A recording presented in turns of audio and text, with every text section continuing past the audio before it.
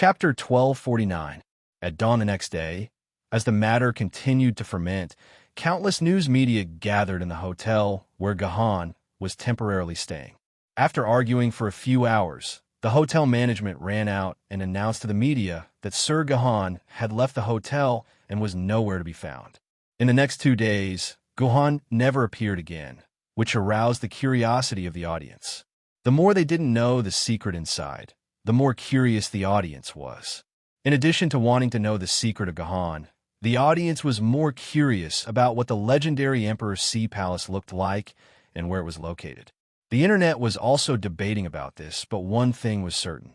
The Emperor's Sea Palace must be located in the depths of the sea.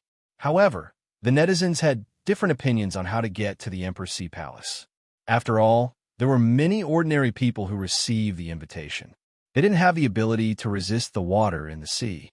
In the end, all the expectations exploded on January 4th.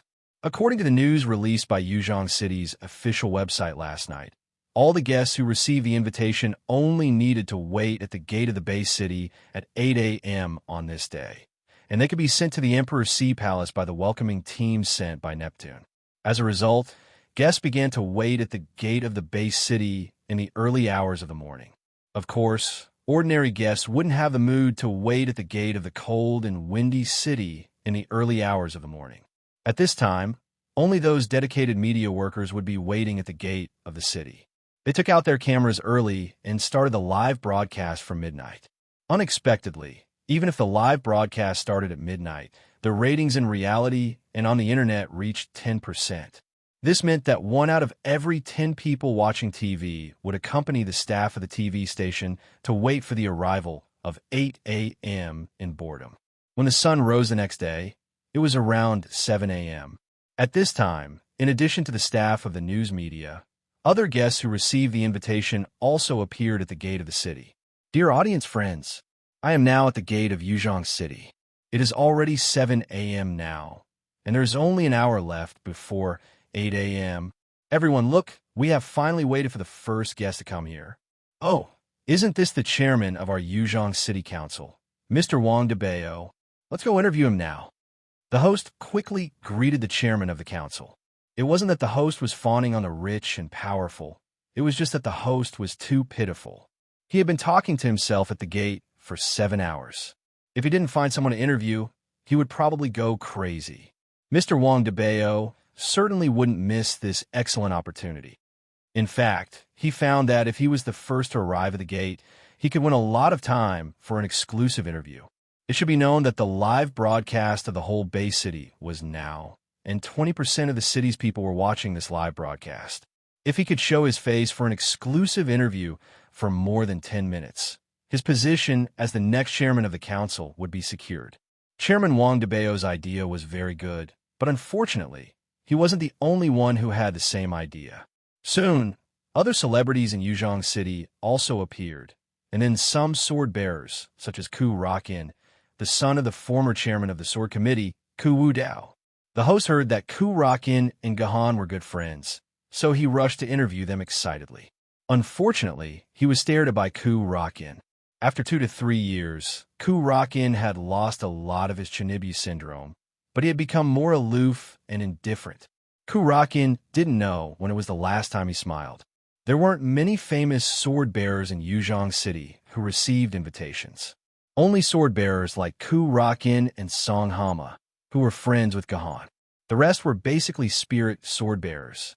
The host became very busy during this hour, constantly interviewing the various sword bearers. Suddenly, the host's eyes swept across the crowd and discovered that 4 nervous men and women had also joined the waiting queue. This instantly made the host very curious. After all, those who could receive the Guhan invitation were all celebrities and top sword bearers in Yuzhong City. As one of the top hosts in Yuzhong City, he could call out all of these people's names in an instant. However, the host didn't know any of the 4 men and women in front of him. They had never appeared in any TV news before, so they obviously couldn't be celebrities and top sword bearers in Yuzhong City. More importantly, although the clothes of these 4 people were very neat and tidy, and they seemed to be trying to be as high-end and classy as possible, In the eyes of a top fashionista like the host, the clothes of these four people were too terrible. But in the eyes of a top fashionista like the host, the clothes these four people were wearing were too terrible. Not to mention fashionable, they were simply rustic. Especially the woman who looked the oldest, who was actually wearing a maid outfit. Although the host admitted that the maid outfit on this woman was extremely sexy and beautiful. The problem was, who would wear a maid outfit to a banquet? Did she think they were cosplaying? There was also the young girl next to the maid outfit. She looked 70 to 80% similar to the maid, so they were obviously mother and daughter. The young girl was indeed wearing a very beautiful and classy dress. But the host could tell at a glance that this was a dress from the famous fashion brand Huawei 10 years ago. 10 years ago, it might have been the latest trend, but today it was an antique. This young lady probably bought it at a low price from some Taobao shop. There was also another woman standing next to the young girl. Although this woman was also dressed very neatly and seemed to be a mixed-race beauty, she had a silly smile on her face and drooled from time to time. One look, and one could tell that she was a person with a low IQ, or in short, a mentally retarded person. The last one was the only male among the four. He was also the only one that the presenter recognized. The presenter clearly remembered that about 10 days ago, he had interviewed a violent incident that had spread throughout Yuzhong City. As an ordinary person, this youngster had single-handedly charged into the Shi family of the emperor's sword aristocratic family and used his fists to severely injure hundreds of Shi family members. In the end, the swordsman of the Shi family had no choice but to subdue this youngster and directly send him to the Public Security Bureau. At that time, Shi Juan had died, Gu Xianyuan was wanted, and Yuzhong City had just escaped from the danger of a great invasion. The entire Yuzhong City could be said to be extremely concerned about the Shi family. After this host received the news, he immediately rushed to the Public Security Bureau, wanting to interview this youth. In the end, he had just met him, and before he could even ask a few questions, this youth was taken away by the Commission for Discipline Inspection who had rushed over. At that time, the host thought that this youth would most likely be in the Commission for Discipline Inspection for a year or two. But now, he actually appeared directly at the city gates, and with an unruly expression, as if he didn't care about anyone. Why would such a person appear at such an important occasion? Could it be that they don't have an invitation and snuck in to fish in troubled waters? The host secretly thought for a moment, and in his mind, a big piece of news brewed. If he could expose these four people on the spot, then the viewership ratings and topics would definitely increase greatly, and his position in the company would also skyrocket. Let's go interview those four people. The host said to the camera and excitedly walked to the side of the four people, not giving them a chance to escape, and directly placed a microphone in the hands of the beautiful, mature woman wearing a maid costume. Hello, madam. May I ask if you are here to participate in the Sea Emperor's Ascension ceremony? The host asked excitedly. Before the mature woman could speak, her daughter's eyes lit up, and she rushed to answer. That's right. We are here to participate in Lord Guhan's Ascension ceremony. If you said you were here to watch the show, I wouldn't have said much. Since you admit that you are here to participate in the Ascension ceremony, then don't blame me for exposing your true colors. The host sneered in his heart and began to imagine the scene of him exposing the other party, and then the viewership ratings and topics would rise. So that's how it is. A sweet smile appeared on the host's face. I wonder if you can introduce yourselves to the audience in front of the TV? I think it's better. We don't. The mature woman was obviously a little guilty, and she didn't want to answer the host's question, but the woman refused to let it go. Instead, she grabbed the microphone and said excitedly, "My name is Long Xiaoya. Next to me is my mother, Wen Meiyan. This is our aunt, Lu Anna. This little radish is called Lu Yin. Don't call me Little Radish." When Lu Yin heard this, he immediately raised his fist and said angrily to Long Xiaoya, Sure enough, you're a little gangster with a violent gene." The host glanced at Lu Yin disdainfully, but Lu Yin gave him a very angry look. "Oh, it's Miss Long Xiaoya." The host's smile became even sweeter. "Then, Miss Long Xiaoya, what do you do? Can you tell us the audience in front of the TV? I'm still a student." Long Xiaoya blinked and said, "My mother is just like what she's wearing. She's a maid. Anna broke her head when she was a child. So she has been living with us and has no job. As for this little radish, he was originally a student like me, but he was expelled from school a while ago, and now he is also unemployed. F asterisk CK. No way, F asterisk CK. How can this kind of person get an invitation? F asterisk CK. There's no need to think about it. These four people just want to sneak in." After hearing Long Xiaoya's introduction, the audience watching the live broadcast on TV and the internet immediately went into an uproar. They all said that these four people were shameless people who wanted to fish in troubled waters. Then, these audience members thought about how they could not get an invitation from Gohan, even though they were so outstanding. A surge of anger surged in their hearts, and they began to curse and throw all kinds of rude words at these four people. Indeed, just as the host had hoped, the entire television program's ratings began to rise. "Xiaoya, let's go quickly. Don't talk to them anymore."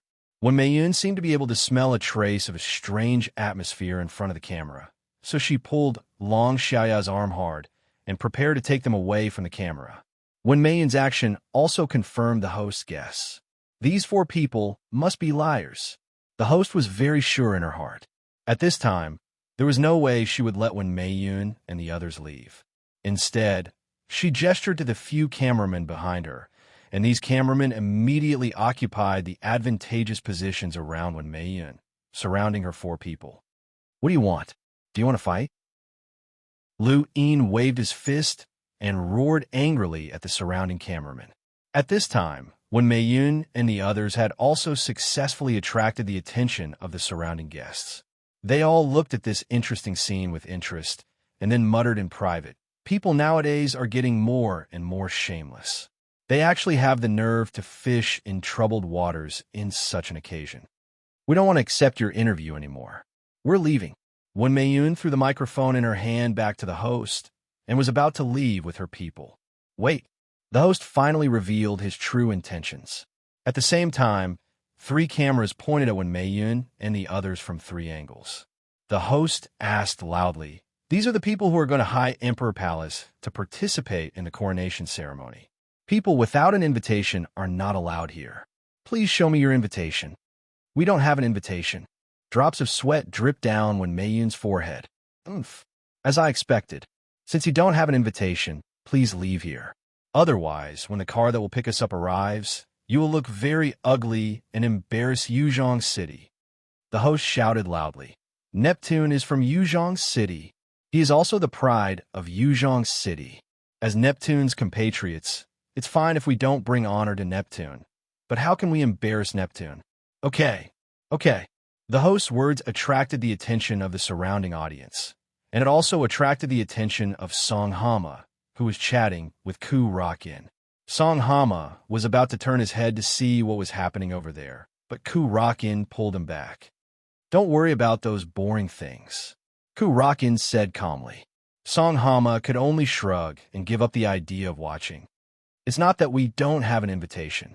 We actually have an invitation." Wen Meiyun was flustered, and her words were illogical. "Interesting. One moment you say you have an invitation, and the next moment you say you don't have one. If you have an invitation, please take it out now." The host forced, "We don't have a paper invitation. It's online. It was sent to our personal terminal by Neptune. We don't have a paper invitation."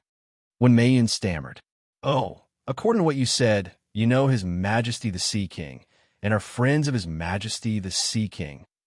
The host said disdainfully, "Don't joke around. How could His Majesty the Sea King have friends like you?" "We really are." Wen Meiyun was about to reveal her identity, but she was pulled back by Long Xiaoya. Long Xiaoya's face also turned purple from anger, but it was precisely because of this that Long Xiaoya told Wen Meiyun and Lu Yin not to reveal their identity. She just kept arguing with the host, telling the host that they were friends of His Majesty the Sea King. Long Xiaoya's actions made the MC even more certain of his judgment. After realizing that he was unable to get Wen Meiyun and the rest to leave with just a few words, the MC made a call to the police who were on duty nearby, preparing to use the police force to chase these 4 people out. At this time, A dragon's roar suddenly came from the sky. It's coming. The host no longer had the time to deal with these four people. All the cameras were pointed at the sky at the same time, and they could clearly see a dragon carriage pulled by 8 golden dragons slowly descending from the sky. Finally, it landed steadily at the entrance of Yuzhong City. Chapter 1250. My dear audience members, what we've been waiting for has finally happened. What we're seeing now is a dragon carriage pulled by 8 true dragons. The host explained excitedly. Everyone, look at the appearance of these 8 true dragons. Each of them is more than 10 kilometers long and has 4 golden dragon claws. This means that these 8 true dragons are all 4-clawed golden dragons of the True Dragon clan. The host became more and more excited. Dear viewers, perhaps you don't know what a 4-clawed golden dragon means. So let me tell you. This 4-clawed golden dragon is second only to the dragon kings of the 4 seas and the 5-clawed golden dragon in the True Dragon clan. At the very least, it is equivalent to the nether rank Yuan Ko, which is our spirit sword rank sword holder. According to statistics, there are no more than 200 4-clawed golden dragons in the entire dragon clan, and each of them is the mainstay of the True Dragon clan. Now that the Dragon Kings of the 4 seas are using such dragons to pull the carriage, it means that our Guhan has truly become the Sea King. Otherwise, he would never be so extravagant as to use a 4-clawed golden dragon to pull the carriage. Now, this dragon chariot proves that all those who doubted his majesty on the internet are wrong. Everything is true. It's all true. The host was so excited that he was about to cry, but he didn't know if this excitement was real or just an act. When the dragon carriage, pulled by 8 true dragons, stopped on the ground, a girl wearing a traditional Huaxia Hanfu walked down from the dragon carriage. Oh my God, isn't that the disciple of His Majesty the Sea King, Master Lu Shihua of the Sword Pavilion? The host recognized the identity of this girl at a glance. She was Yuzhong City's Sword Pavilion's master, Lu Shihua. This time, she completely ignored Wen Meiyun and the others. She ran all the way with her cameraman and was the first to rush to Lu Shihua's side. She excitedly extended the microphone in her hand, ready to interview this legendary figure of Yuzhong City. Hello, Miss Lu Shihua. I am the host of Yuzhong City's official television station. May I ask if you can accept our interview? The host almost put the microphone in Lu Shihua's mouth. Miss Shihua, you're finally back. I was scared to death. Before Lu Shihua had a chance to say anything, a spatial gate opened beside him. Sword Immortal Ling Su walked out from the spatial gate with an awkward expression on his face. Previously, Sword Immortal Ling Su hadn't appeared at the city gates, and the host had thought that Sword Immortal Ling Su didn't want to come. However, as soon as Lu Shihua appeared, Sword Immortal Ling Su immediately rushed over through the void gate. It appeared that Sword Immortal Ling Su had arrived near the city gates a long time ago. He had only been observing from the shadows, waiting for Lu Shihua to appear.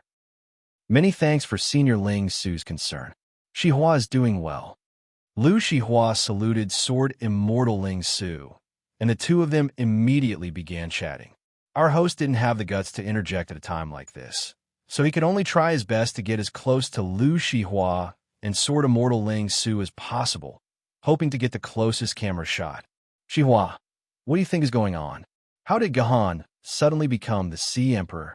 Oh right, there's also Master Gu Xinyuan. Will she also be attending her younger brother's ascension ceremony? Sword Immortal Ling Su asked with a grin. Master Ling Su, I really can't answer that. However, when we arrive at the Sea Emperor Palace, you can ask my master yourself. Lu Shihua replied in a manner that was neither haughty nor humble.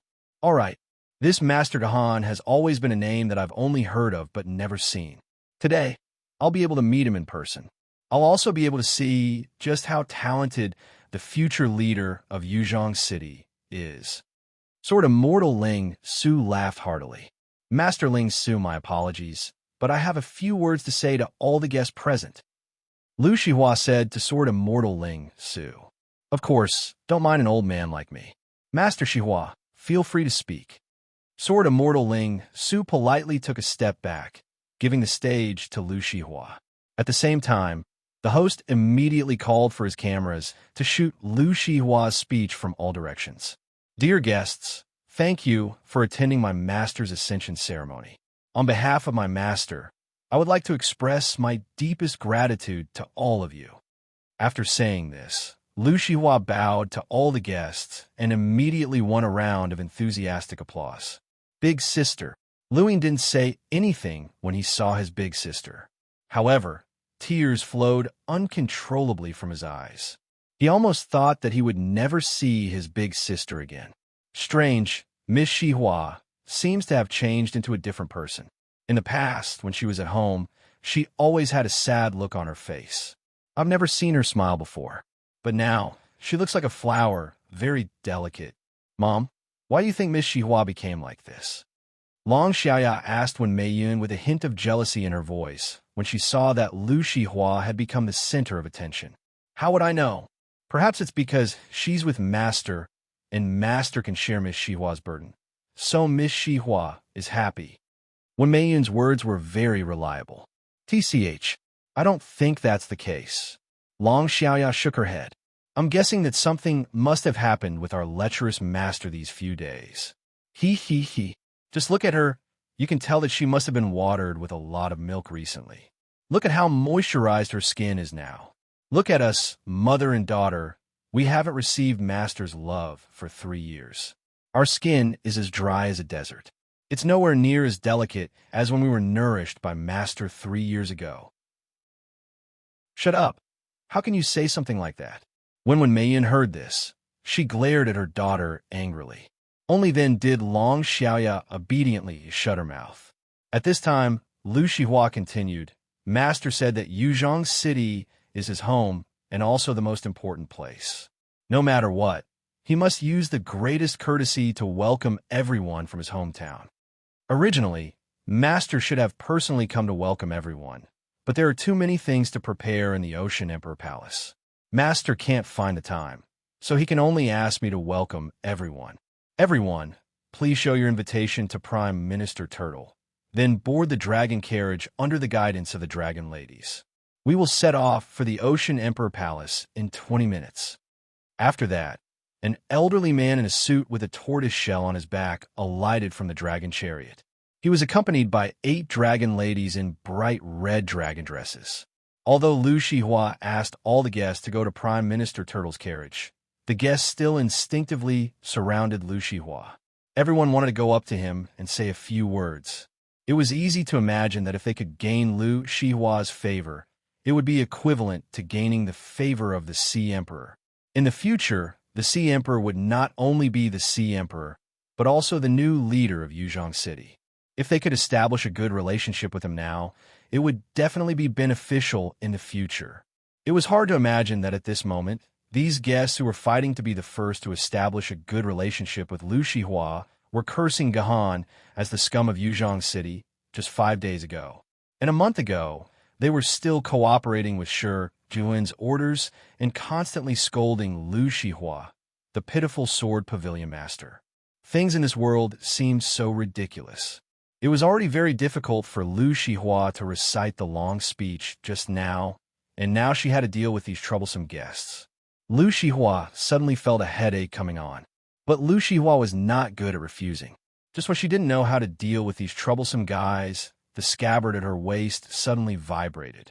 A light flashed, and a gust of wind rose out of thin air, directly blowing the surrounding guests away. F***CK? What are you doing killing people?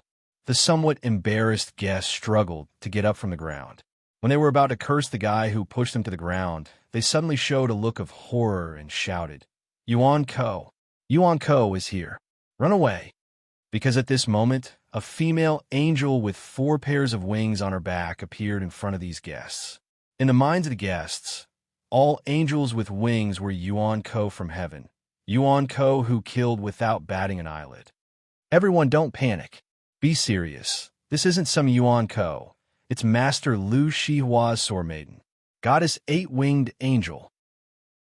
Seeing that the scene was a little chaotic, Sword Immortal Ling Su immediately stood up and shouted, calming the chaotic scene. So, it's Master Lu Shihua's sword maiden. I was almost scared to death. The panic on the faces of the guests began to fade, and they murmured to themselves. Wait a minute.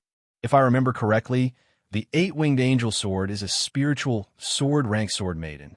This means that Master Lu Shihua has already become a spirit sword tier sword wielder. Oh my god! A month ago, Master Lu Shihua was only an ancient sword tier sword wielder. Isn't this a little too fast? A guest exclaimed. What do you know? The reason Master Lu Shihua has remained at ancient sword maiden for the past 3 years is because the treasure sword four-winged angel has gone missing. As long as the four-winged angel is found, and there's enough sword essence, coupled with the mystical angel bloodline, it wouldn't be strange for Master Lu Shihua to ascend from an ancient sword maiden to an emperor sword maiden within a day, another guest said. Then according to what you're saying, as long as there's enough sword essence, Master Lu Shihua will definitely be able to ascend to the throne. This guest had a shocked expression on his face. That's right. The other guest nodded. Doesn't that mean that in the future, our Yuzhong city will have 2 emperor sword maidens at the same time, and they'll be master and disciple partners? The guest said subconsciously. In an instant, the 2 guests fell into a stunned silence at the same time. These 2 guests were not the only ones who had thought of this. The other guests had also thought of this. Previously, Lu Shihua had revealed that as long as he survived, he would be able to grow into an Emperor sword wielder with the Angel series swords. However, Lu Shihua had been stuck at Ancient Sword Maiden for more than 3 years. In addition, the owners of the other Angel swords in history had died halfway due to various reasons. They hadn't been able to reach the peak, so the people of Yuzhong City didn't think that their sword tower master was bound to become an Emperor sword maiden. It wasn't until this moment, when Lu Shihua held the spirit sword Maiden 8-winged angel sword and had a super expert like Gahan behind her, that the people of Yuzhong City truly felt for the first time that Lu Shihua was bound to become an Emperor sword maiden. At this moment, Lu Shihua's meaning in everyone's eyes changed. She was no longer valued by the guests because she was Gahan's disciple. She was respected because she was a future Emperor sword maiden. If it was possible, other than those sword maidens, the other guests would want to kneel at Lu Shihua's feet. As long as they could be valued by the future Jindy, it was not a big deal to sell their dignity. Hurry up and get in the car. 8-wing doesn't have a good temper. Don't go near her. Seeing the surrounding guests glaring at her, Lu Shihua was shocked and immediately said to the guests. At the same time, the 8-winged angel sword behind her flapped its wings cooperatively. When the guests saw this, they temporarily gave up the idea of fawning over Lu Shihua and helplessly prepared to get into the car. Lu Shihua excitedly scanned her surroundings. When she saw her little brother, Lu Yin, and the others, her face lit up with joy, and she quickly walked towards them. Hurry up! Hurry up! The host immediately led the camera crew to follow behind Lu Shihua, intending to film Lu Shihua's every move. This was also a reporter's job, so although Lu Shihua, who was walking in front, was a little disgusted, he did not say anything to stop them. However, the host soon realized that something was wrong because Lu Shihua was walking toward the 4 people he had just questioned. This is bad. Audience friends. In a hurry, the host said directly into the microphone, the pavilion master must have found out that the 4 people came here to fish in troubled waters.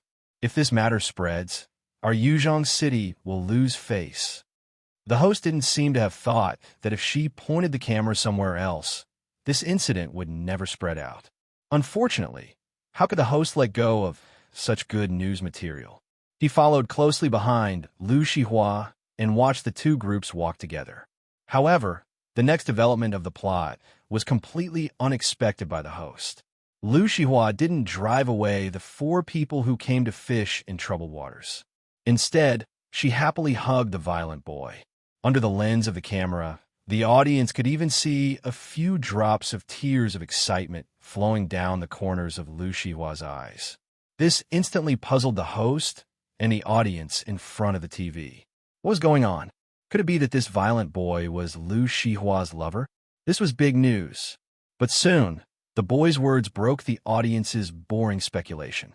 They heard Luine say, "Sister, you're finally back. If you didn't come back, I would have gone to find you alone." Plop! The host almost fell to the ground. She never thought that this violent boy would actually be Lu Shihua's brother. Only then did the host vaguely realize that Lu Yin and Lu Shihua actually looked like each other. They were clearly a pair of biological brother and sister. Dear viewers, I really didn't know that the pavilion master had a brother. The host cried as he explained to the audience in front of the television. It was all Lu Shihua's fault for keeping a low profile. In addition, he had been suppressed by Shi Jiyuan for the past 3 years. So Lu Shihua had never announced his family situation to the public. Lu Yin had never appeared in front of the television either. Except for a very small number of people, no one in Yuzhong City knew that Lu Shihua had a brother. When Maiden and Long Xiaoya were in a similar situation. Gohan repeatedly ordered Wen Meiyun and Long Xiaoya to keep a low profile when he left.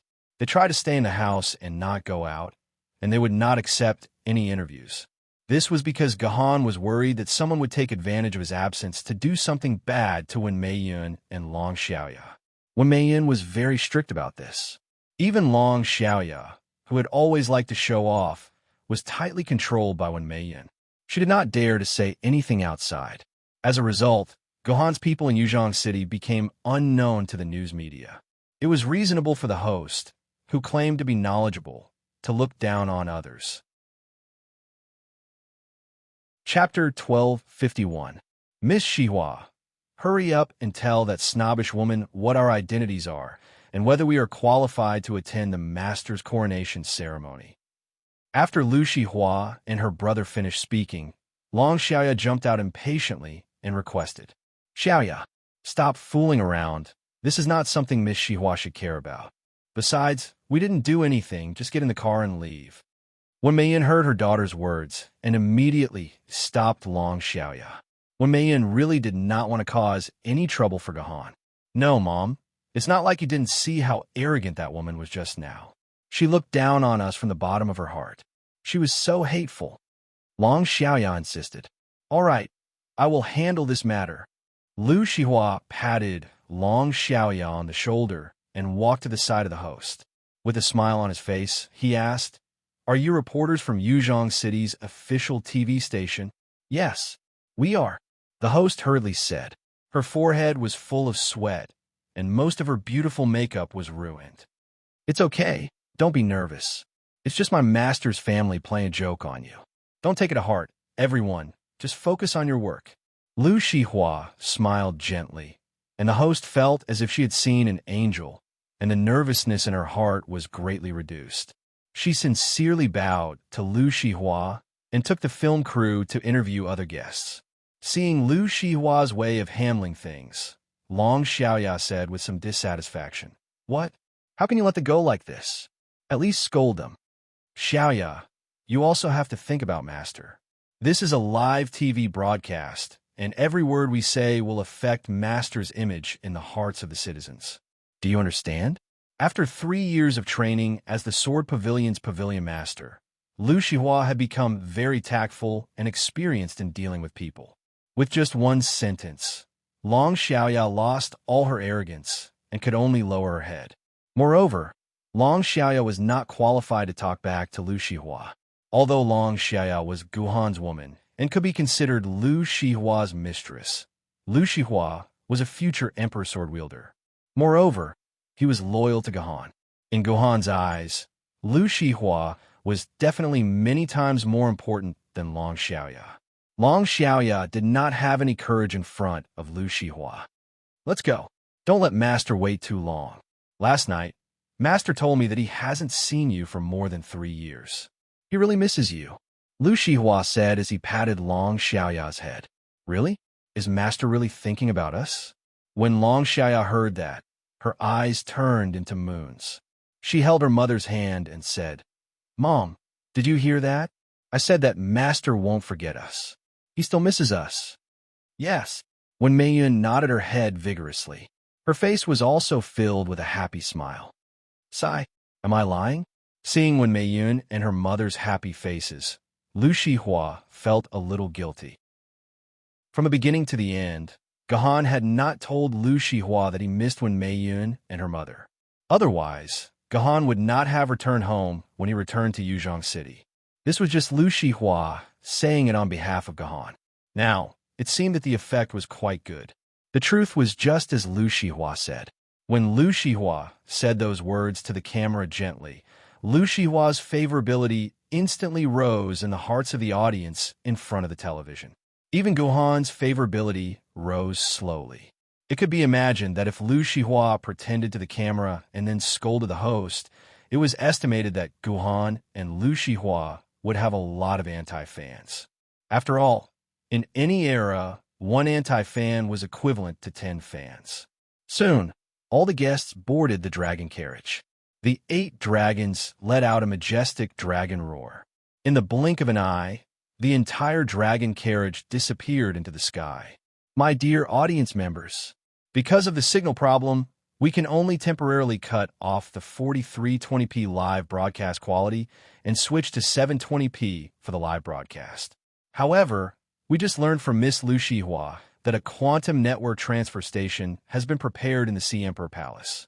After entering the Sea Emperor Palace, we can bring you the 4320p high-definition picture again.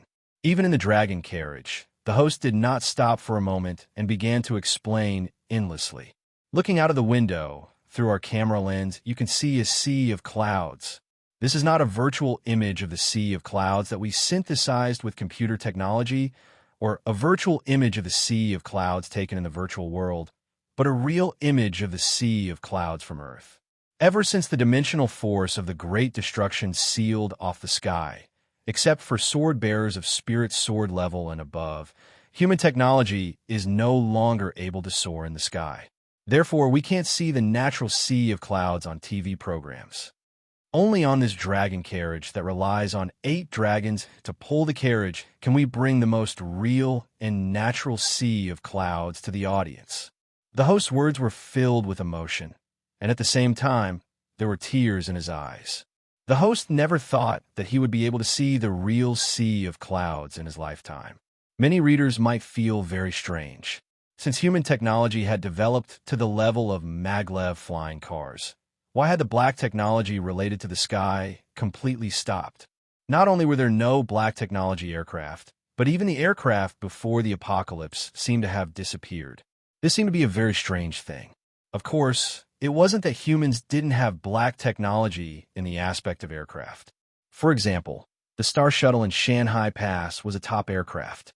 It was just that outside Shanghai Pass, using an aircraft was a very dangerous thing. Except for the spirit sword level sword bearers, ordinary sword bearers didn't have the ability to fight in the air. Once they encountered the attack of the flying Yuan Ko, the fragile aircraft would be the graveyard of all the passengers. In addition to this factor, the more important point was that the sky had become extremely unstable because of the dimensional force. Looking over, the sky might be very calm, no different from the normal sky.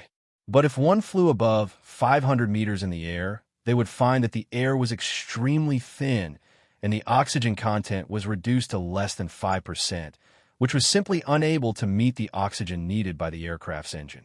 At the same time, there would be some abnormal dimensional fluctuations in the sky from time to time, and each fluctuation would cause the sky to become chaotic. For any aircraft, this was an extremely fatal point. After experiencing countless bloody lessons, humans simply banned any man-made aircraft from taking off, which was equivalent to directly giving up the sky. As for Shanghai Pass, because of Yuan Ko and the Zhou-Tian Star battle formation, the sky in Shanghai Pass was very calm. Not only was there enough oxygen, but there would also be no chaotic void, which gave the space for aircraft such as the Star Shuttle. Only those sword bearers and Yuan Ko with powerful strength could discover danger in the dangerous sky in advance. Even if they couldn't avoid the danger, they could rely on their own strength to resist it. Ladies and gentlemen, I believe you can also feel it through the camera. Now the dragon car is descending rapidly, and the sea of clouds is constantly flying away from above us. It seems that we are in a state of rapid descent. Look, it's the sea. Ladies and gentlemen, this is the real sea. Through the window of the dragon car, the host saw a pure and flawless blue sea, and suddenly jumped up and down like a child. The cameraman's camera was also very naughty towards the lively host. Through the camera, the audience also saw an image that was completely different from the usual dignified and generous host. However, this was actually the true reflection of every citizen living in Yuzhong City. Yuzhong City was not like London City, or rather, there was no other base city in the world like London City, which was built by the sea, so the citizens of London City could very safely enjoy the magnificence of the sea. Except for the citizens of London City, almost all of them had never seen the real sea in their lives. At most, they could experience it through the virtual world. Therefore, when they saw the real sea with their own eyes, they couldn't control their excitement and cried out wildly. In fact, it was not only the host who reacted like this. The big shots who usually put on airs and wore cold faces and were extremely serious were no different from the reaction of the host. The moment they saw the real sea, their reactions were no different from the host's. They all became as cute and lively as children, pointing excitedly at the sea outside the window. For them, who were not sword-bearers, being able to see the real sea with their own eyes was already a worthwhile trip. If she could, the host would like to stay on the sea for a few hours and take a good look at the sea. Unfortunately, she only had less than 3 seconds to really see the sea. After 3 seconds, the dragon car rushed directly into the sea. All the passengers screamed in unison, and then the dragon car rushed directly into the sea. In the blink of an eye, the world outside the window turned into a white world of light, and then into a blue underwater world. But this was just a flash of color. The dragon car soon entered the deep sea, and everything outside the window was replaced by a dark color. The bottom of the sea was not as bright as the outside world as depicted in cartoons such as SpongeBob SquarePants. In fact, as long as the bottom of the sea was more than 10 meters deep, it was difficult for sunlight to shine in. Instead, it was replaced by darkness. This was the real bottom of the sea. But soon, countless rays of light illuminated the world outside the dragon car. Through the window, the guests could see a circle of golden light enveloping the entire dragon car. At the same time, this light also illuminated the surrounding underwater world. This is a water-repellent circle made by the True Dragon Clan's water-repellent technique. It can isolate the sea around the dragon car and ensure that the dragon car will not be submerged by the sea. Lu Shihua explained to all the guests. Then, Master, does the True Dragon Clan also use the oxygen-making technique to produce oxygen? The host seized the opportunity to ask Lu Shihua. The space of this dragon car is not large. If it is a long trip, oxygen is definitely not needed. Lu Shihua smiled awkwardly, then pulled out a box-sized thing from under his seat. Oxygen is made from this. Oh, the host immediately ordered the camera to take a close-up of this box, and then asked excitedly and curiously, "Is this the legendary magic treasure of the Dragon Clan?" Humph! Without waiting for Lu Shihua to answer, Long Xiaoya snorted disdainfully and said in a strange tone, "Look carefully. This is the Yongchang oxygen machine I bought in the department store in Yuzhong City yesterday. It is also this year's new model. If you discount it, it is less than 6,000 yuan." After listening to Long Xiaoya's words, the host wanted to find a hole to hide in. However, with the end of this episode, the speed of the dragon car began to slow down. At the same time, the host found that there was suddenly a light coming from the distant seabed. This light was getting brighter and brighter, and finally, a luxurious sea palace appeared in the eyes of the host. "Distinguished guests, we have arrived at the Sea Emperor Palace. Everyone can get off the car." Lu Shihua breathed a sigh of relief and began to arrange the guests to get off the car. When the host stepped down from the dragon car, he couldn't help but be stunned by the scene in front of him. Just like the dimensional wall system in Yuzhong City, a large light curtain covered the entire Sea Emperor Palace. Outside and inside the light curtain were two completely different worlds. The world outside the light curtain was endless seawater and countless kinds of fish. The world inside the light curtain was like the ground, full of air with a faint smell of seafood. At the top of the light curtain, it was unknown how many luminous pearls were lined up. If any of these luminous pearls were taken out and sold in Yuzhong City, it was estimated that they could sell for more than millions of yuan. It was also these countless and valuable luminous pearls that brought the entire Sea Emperor Palace light, like the sun. The most surprising thing on the light curtain was this Sea Emperor Palace. The host thought that this Sea Emperor Palace would be a luxurious human building, or an ancient-style palace, or a castle-style British building. But what the host never expected was that this Sea Emperor Palace was actually transformed from a large warship. Through the faint ship number, the words Jiangxi could be vaguely seen. What is this? Because the host had lost control of the ocean, although he could recognize that it was a large warship in front of him, he didn't know what kind of warship it was and what it was used for. This is an aircraft carrier from before the apocalypse. Suddenly, a somewhat emotional voice sounded in the host's ear. The host turned his head and saw a beautiful woman wearing a samurai outfit with a sword on her waist and a gourd hairpin on her head. Lady Etion. The host screamed in panic. Before she set off, she had memorized all kinds of information related to Gahan, including all of Gahan's sword maidens. Etion hurriedly covered the host's mouth. It wasn't easy for me to escape for a breather. Don't call Qidian over, Etion said nervously. Qidian, what Qidian? The host was a little confused. She had never heard of this name before. Let's talk about this aircraft carrier. Etion hurriedly changed the topic.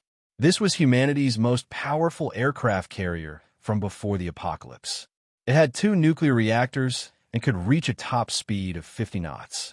It was a super aircraft carrier that could carry more than 500 fighter jets and more than 1,000 nuclear warheads at the same time. It's a pity that it was destroyed in the apocalypse in less than 2 years of service, Etion said with a sigh. Chapter 1252. Yes, the sea palace that Gahan had chosen was not a proper building, but an aircraft carrier that had sunk at the bottom of the sea. Of course, it was impossible to build a sea palace in 3 days, but out of some considerations, Gahan requested that the Sea Emperor's coronation ceremony be held as soon as possible. Therefore, he asked the 4 Sea Dragon Kings to find one of the ready-made palaces at the bottom of the sea to serve as his sea palace. The 4 Sea Dragon Kings expressed on the spot that they were willing to offer their 4 Sea Dragon Palaces to Gahan as the Sea Palace. Regardless of whether the Sea Dragon King's words were sincere or not, it was impossible for Gahan to occupy the house that others had lived in for 1,000 years.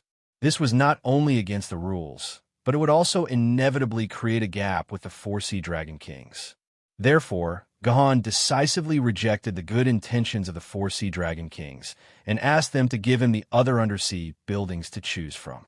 Therefore, the 4 Sea Dragon Kings spent a day to count the undersea buildings, and then all of them were gathered into Gahan's hands. As a result, Gahan was extremely dissatisfied with these buildings. To put bluntly, dragons were still a type of animal.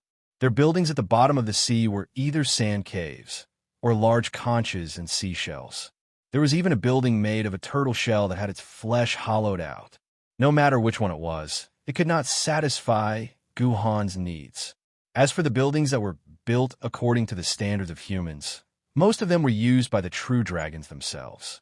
If Gahan were to rob them of their houses, hundreds of true dragons would become homeless. Gahan did not want to do such a hurtful thing.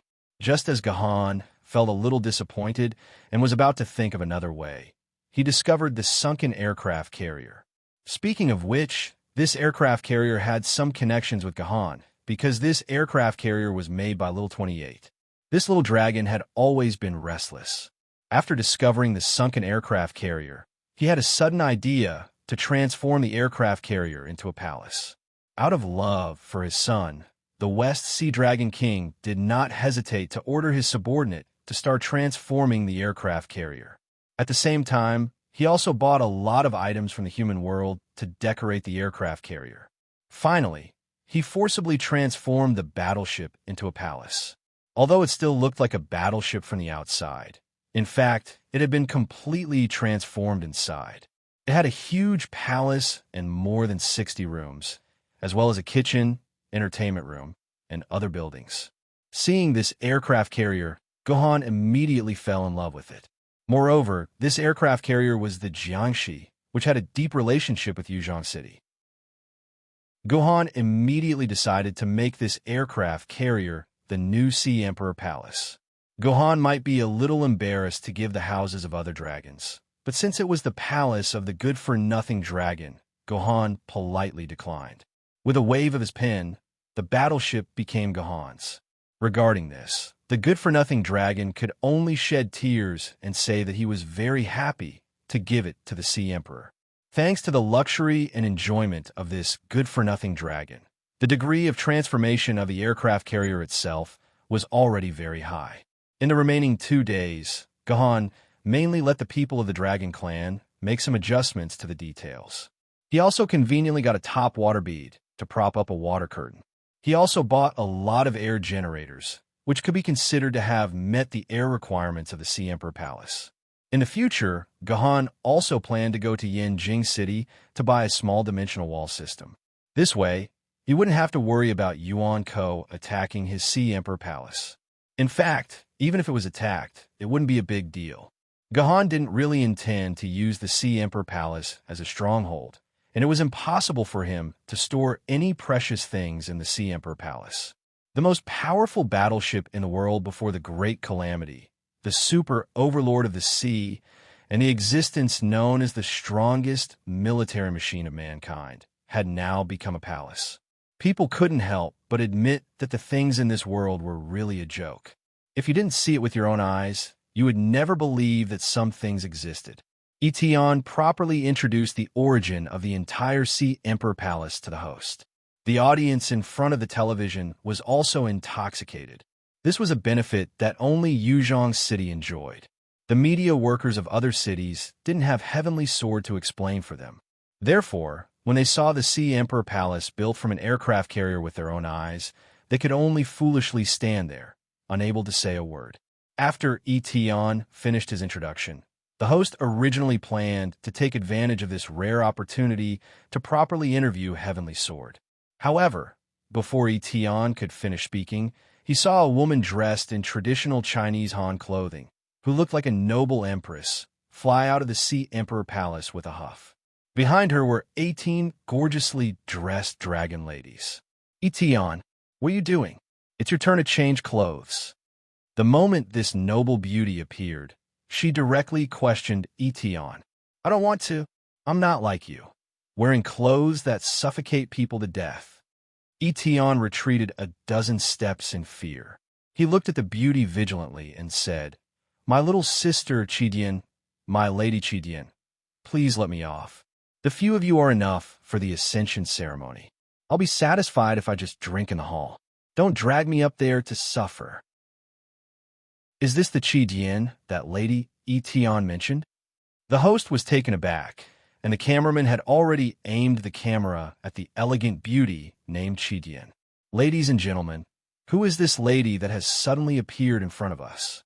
Why does it seem like even Yuzhong City's pride, Lady Etion, is afraid of her? Who exactly is she? Could she be the Lord Sea Emperor's human wife? The host asked nervously. Her answer could be said to be completely correct, but it could also be said to be completely wrong. Why are you guys here? At this moment, Qidian finally noticed the presence of the host and the others. Her previously angry and distorted face instantly became incomparably calm. Her entire body emitted a noble aura. Even the host, who thought that she was beautiful, couldn't help but feel ashamed of her inferiority. Qidian, you better pay attention to your image. Otherwise, everything will be broadcasted live. Etion also noticed the change in Qidian's mood. She instantly seemed to have grasped Qidian's weakness and said proudly, That's fine too. Qidian's face still had a faint, elegant smile. If I can't call you, then I'll ask Jueshin to call you. What do you think? Etion's expression instantly stiffened. This child was not afraid of anything. She was just a little scared when she met Jueshin. Of course, there was an interesting story here.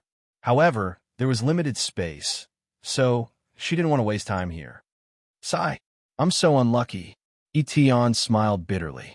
She could only obediently follow Qidian back into the Sea Emperor Palace, leaving behind the dumbstruck host and the others. They couldn't understand why the famous #1 sword mistress of the sword grade would actually be so obedient to a human.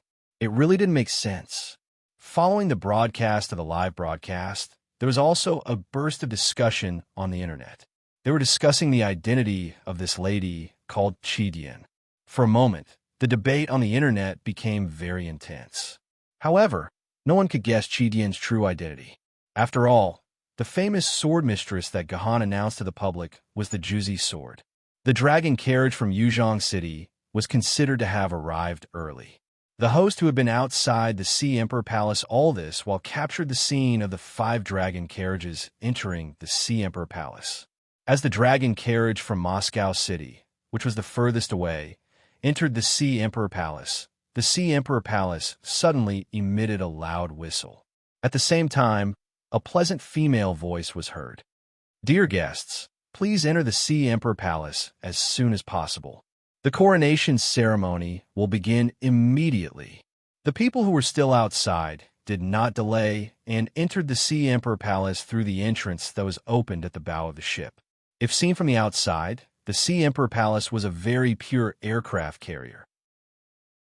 After entering the Sea Emperor Palace, it became a very pure palace. All the decorations inside were arranged according to the world's top hotels.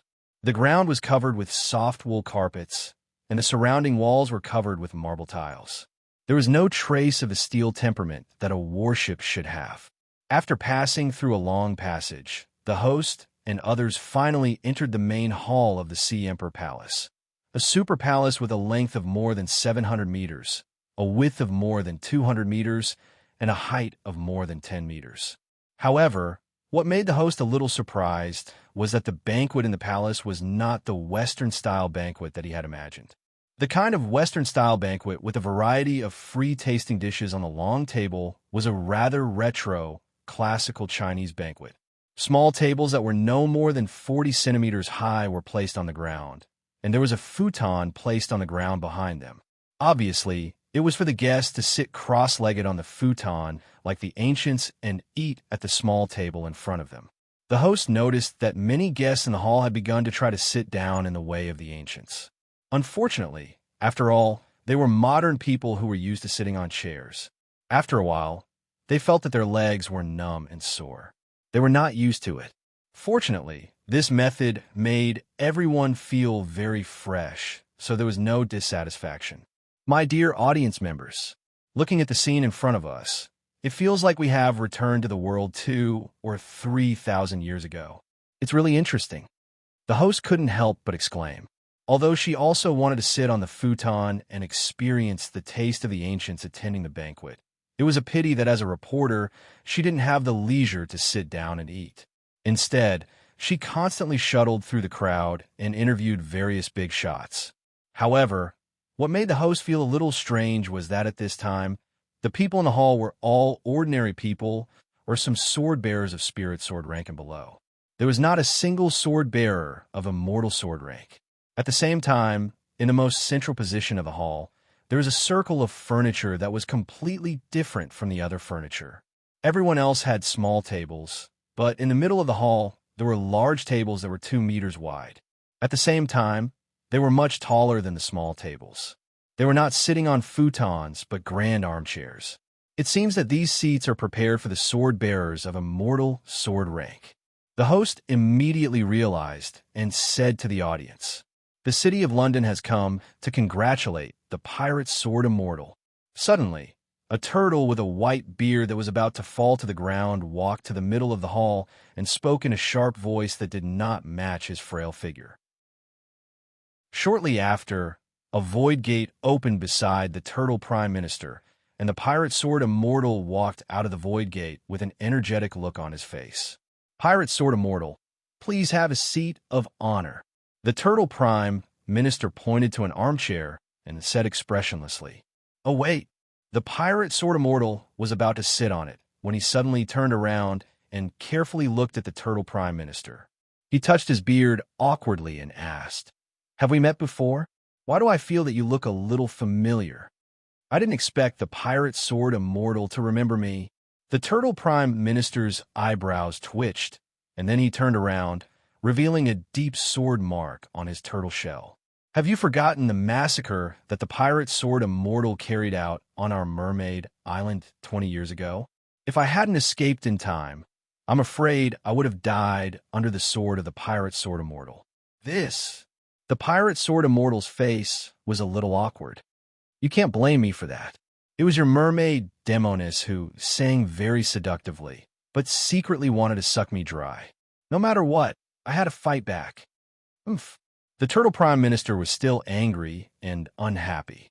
"But, turtle prime minister, there is one thing I don't understand. Since you're on Mermaid Island, why did you appear there? Oh yes, I seem to have seen your turtle head on the chest of a mermaid who could be your daughter. May I ask what that means?" "You cough. The turtle prime minister coughed continuously, as if he had choked on seawater. "Huh." The pirate sword immortal laughed and sat on his seat.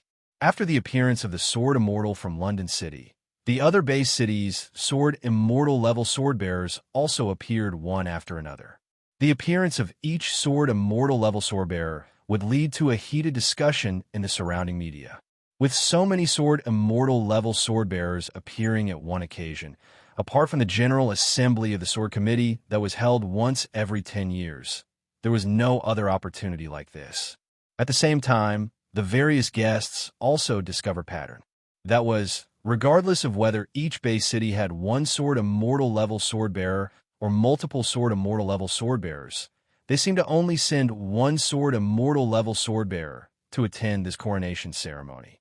As the host, Yuzhong City's sword immortal Ling Su was the last sword immortal level sword bearer to appear.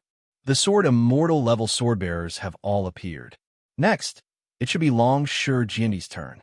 Whether it was the media or the rest of the guests, they instinctively thought that the next one to appear would be Long Shi Jiandi, and now all the sword immortal level sword bearers had appeared. However, even if Long Shi Jiandi was included, there were still many empty chairs in the middle of the hall. It seemed that in addition to Long Shi Jiandi, there were other important guests who were going to appear.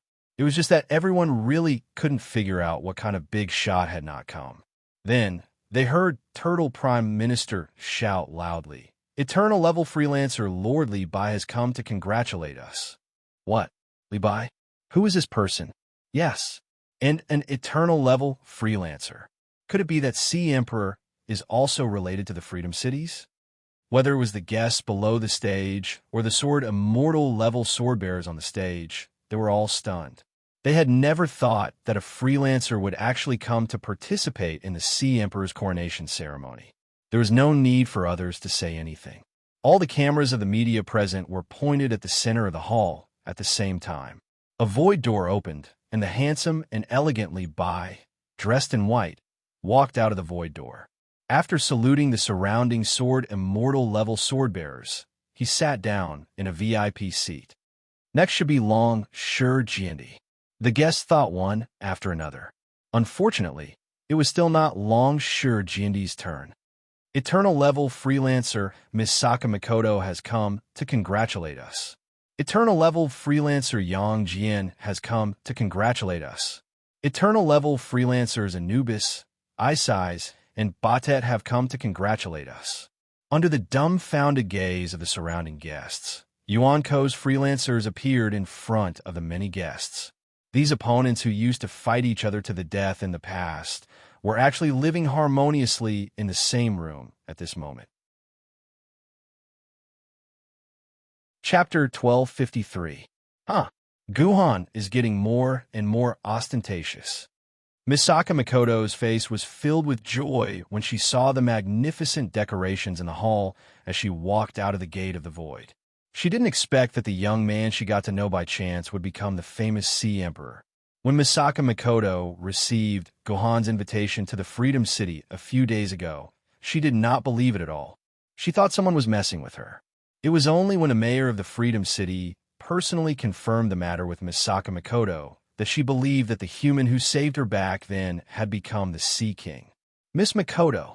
During the Battle of Yuzhong City a month ago, Misaka Makoto had come to the rescue. Hence, Sword Immortal Ling Su and Misaka Makoto knew each other.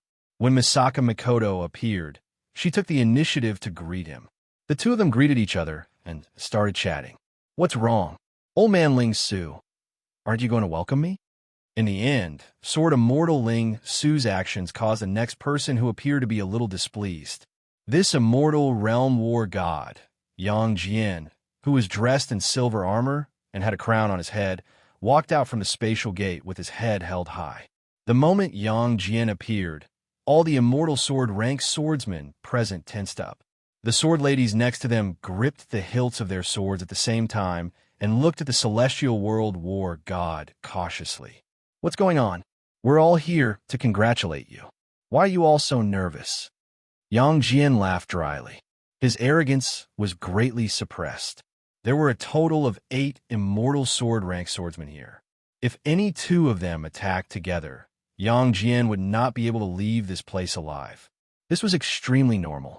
Misaka Makoto was known as a free person. However, Yang Jian was different. He was Yuan Ko, whose hands were stained with the blood of humans. He was also a general of the heavenly court. How could the surrounding immortal sword rank swordsmen be at ease with Yang Jian? "Don't worry, comrades. Master Yang Jian has reached an agreement with Yuzhong City to protect Yuzhong City selflessly for 3 years. Hence, Master Yang Jian can now be considered a friend of Yuzhong City. He's half a free man. Everyone, relax for now.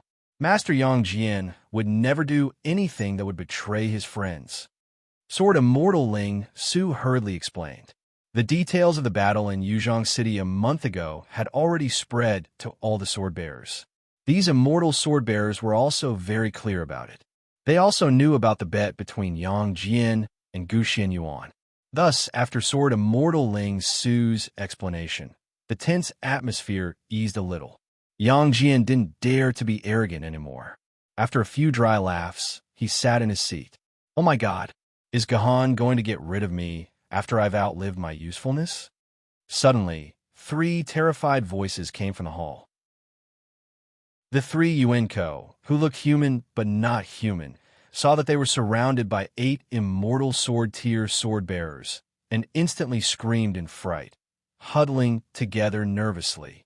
The last ones to appear were naturally the 3 Egyptian gods who hadn't appeared for a long time.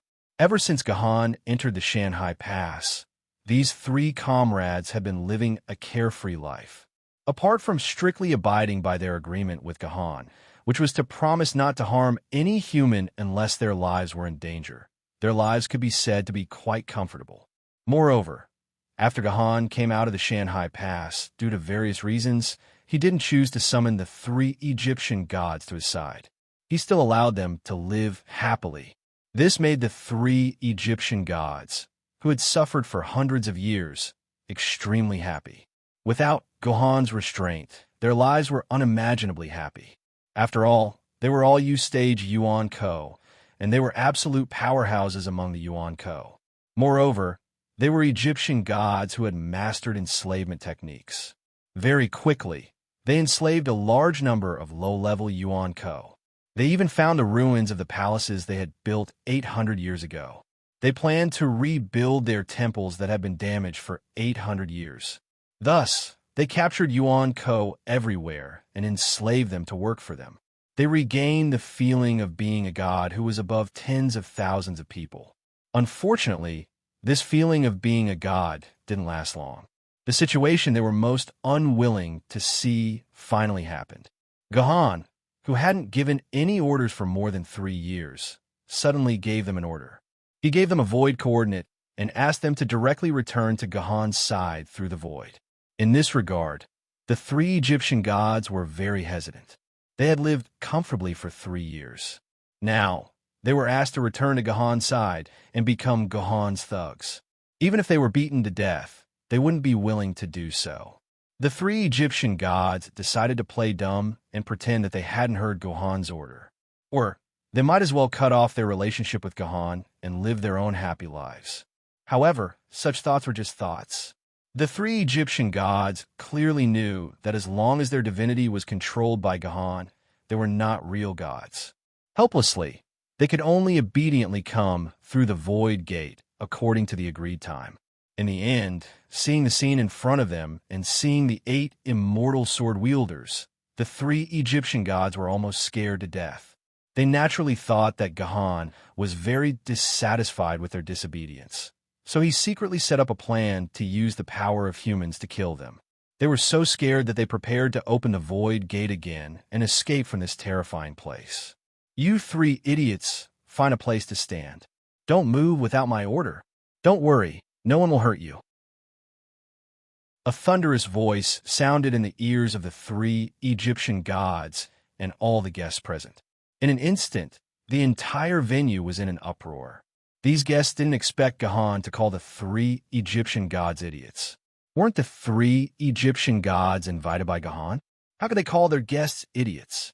Thinking about it carefully, Gahan's tone wasn't the tone he used to treat guests. Instead, it was like he was treating a servant. It was like he was scolding his own servant. He punished the 3 U-level Yuan Ko to stand, and he didn't even give them a seat. However, what happened next shocked all the guests even more. The 3 U-level Yuan Ko of Egypt actually acted like Gahan's servants. They had obedient expressions on their faces as they obediently walked to the side and stood there like servants. What's going on? Lord Sea King actually has the ability to order 3 U-level Yuan Ko to listen to him. The other guests instantly started discussing, and their words were filled with admiration for Gahan. The contempt in their hearts because of Gahan's rank instantly dissipated. Hey, isn't this the Batet brothers? It seems like I haven't seen you for 800 years. The 3 Egyptian gods were actually old acquaintances of Yang Jian. He warmly greeted the 3 unlucky guys. Brothers, how did you end up like this? It's a long story. What else could the 3 Egyptian gods say? They could only say it's a long story. My 3 friends, are you Isis, Batet, and Anubis who founded Yuzhong City with Lord Jitian Jindi? On the other side, Sword Immortal Ling Su recalled the founding history of Yuzhong City. He immediately walked up to the 3 Egyptian gods and asked curiously, "That's right, it's us 3 unlucky guys." Badet rolled his eyes at Sword Immortal Ling Su. If it wasn't for that woman Jitian screwing us over, we wouldn't have been humiliated like this today. Being ordered around by a famed rank sword wielder, wait, what woman? Sword Immortal Ling Su was stunned. You idiot, you must have lost your mind from anger. What nonsense are you spouting? Isis slapped Bastet's head and hurriedly tried to salvage the situation. He's lost his mind from anger. Of course, Jitian Jindi is a man. How could he be a woman? Oh, Sword Immortal Ling Su nodded. He thought for a moment and said, I shouldn't have said so much, but since the 3 of you were once Lord Jitian's subordinates and contributed greatly to the founding of Yuzhong City, I'll say one more thing. Then let me say one more thing. Right now, Sea Emperor is no longer a famous sword-level swordsman. Right now, His Majesty is a spiritual sword-level swordsman. Oh, with Gahan's abilities, it's not a big deal for him to rise to spirit sword rank. Wait, what did you say? What Sea Emperor? The 3 Egyptian gods were all dumbfounded, and Sword Immortal Ling Su was also dumbfounded. These 3 guys had come here without even knowing what was going on. With no other choice, Sword Immortal Ling Su could only play the role of commentator and tell them about Gahan's recent events. The 3 Egyptian gods were dumbfounded. They had been thinking of ways to repair their temples and were indifferent to the humans in Yuan Ko. They had never thought that Gahan was already so awesome that he had become the Sea Emperor, especially when the 3 Egyptian gods heard that Gahan had cooperated with an Emperor sword rank sword wielder to kill 3 flood rank Yuan Ko. They were so scared that their necks shrank. Welcome, Longshur Jindi. Prime Minister Turtle screamed. After the 3 Egyptian gods, it was finally Longshur Jindi's turn to appear. As Prime Minister Turtle's voice fell, another void gate opened in the middle of the venue, and Longshur Jindi, dressed in a crimson dragon robe, walked out of the void gate. In addition to Long Shi Jindi himself, there were 36 women dressed in extremely complicated court dresses behind him. These women were holding a set of special ostentation for an emperor, such as liquor, books, flags, banners, and so on. It could be said that they were extremely mighty, fully demonstrating the majesty of an emperor. What does His Majesty Long Shi mean? Who brings a whole set of liquor books to participate in someone else's coronation ceremony?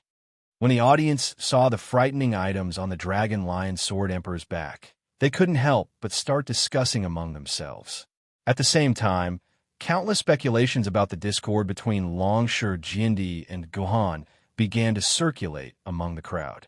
Brother Guhan, you have just ascended the throne, and I have nothing to congratulate you with, so I will give you a whole set of liquor books that I have just made this year.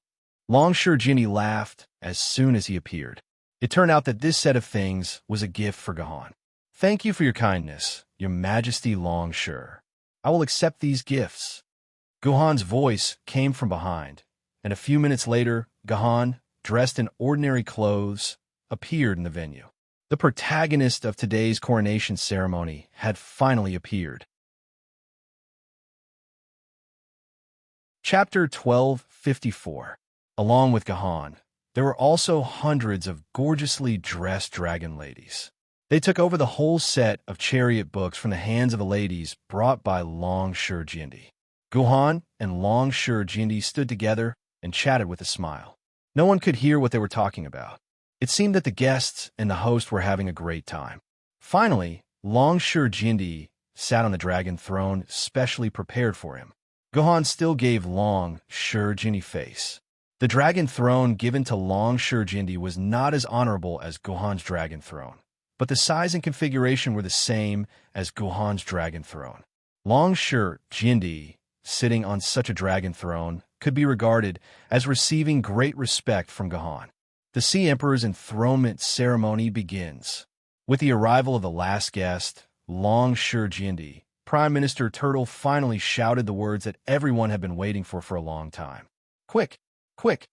Hearing that the Sea Emperor's enthronement ceremony was about to begin, the cameraman who occupied the best angle under the stage entered a state of full concentration, ready to record this exciting moment perfectly. The audience in front of the TV was holding their breath, ready to witness the birth of the first Sea Emperor. Brother Guhan, why don't you call your good brother when you are so proud of your life? A heroic voice sounded in the hall, and immediately a void door appeared in the middle of the hall, right in front of Guhan. Your Majesty, be careful. The face of Prime Minister Turtle, who had always been expressionless, instantly showed a panicked expression. From this, it could be seen that the void door that suddenly opened was not within Prime Minister Turtle's expectation. It was an uninvited void door. What a familiar voice. Hearing the voice coming from the void door, such a thought popped up in the minds of all the people present. Some of the guests who were responsive and had a strong memory quickly remembered who this voice belonged to. Friends in the audience. Friends in the audience.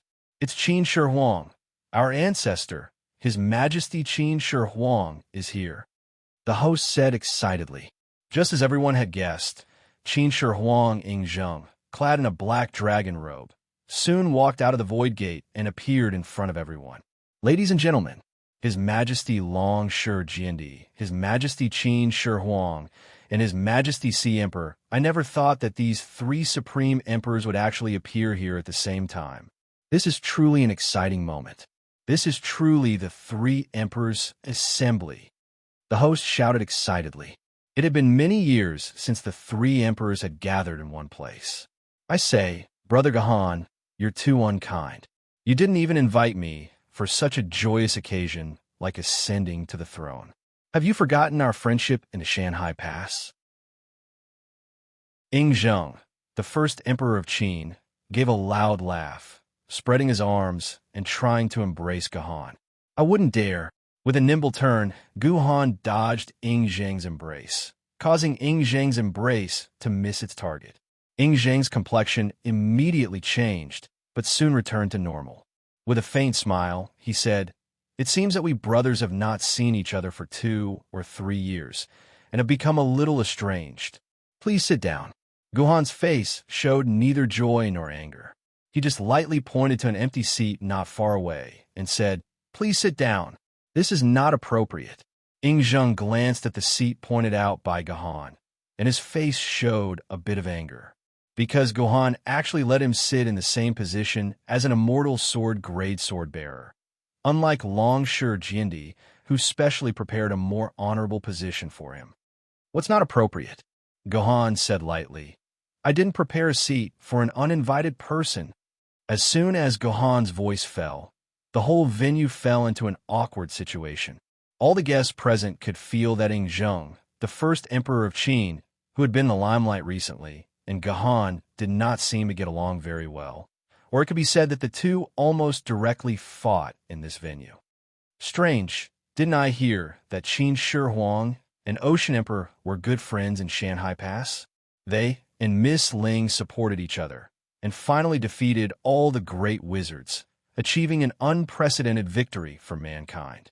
Why do they not look like friends now, but like two enemies? A guest present whispered to the person next to him.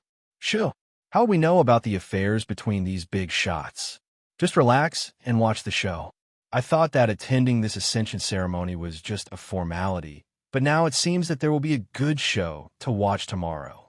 Another guest said with narrowed eyes, "Brother Guhan, what you said is wrong. How can you say that there are no good seats? I see that there is a good empty seat here. How about letting your brother sit here?" Ingzheng pointed to the dragon chair behind Guhan and said, there were only 2 dragon chairs in the entire venue. One dragon chair was currently sitting on Longsher Jinni's buttocks, and the remaining dragon chair was naturally the dragon chair that Guhan had prepared for himself. Now, Ingzheng pointed to Guhan's own dragon chair and said that he wanted to sit and watch. Even a fool could see the meaning behind this. No matter if it was on the stage or off the stage, when Ingzheng said that, the entire place fell into a complete silence. The guests did not even dare to breathe too loudly, and all of them had their eyes fixed on Ingzheng and Guhan, who stood right in the center of the venue. They never thought that Ingzheng did not come to congratulate Guhan this time. On the contrary, Ingzheng coveted Guhan's position as the Emperor of the Sea and planned to snatch food from the dragon's mouth.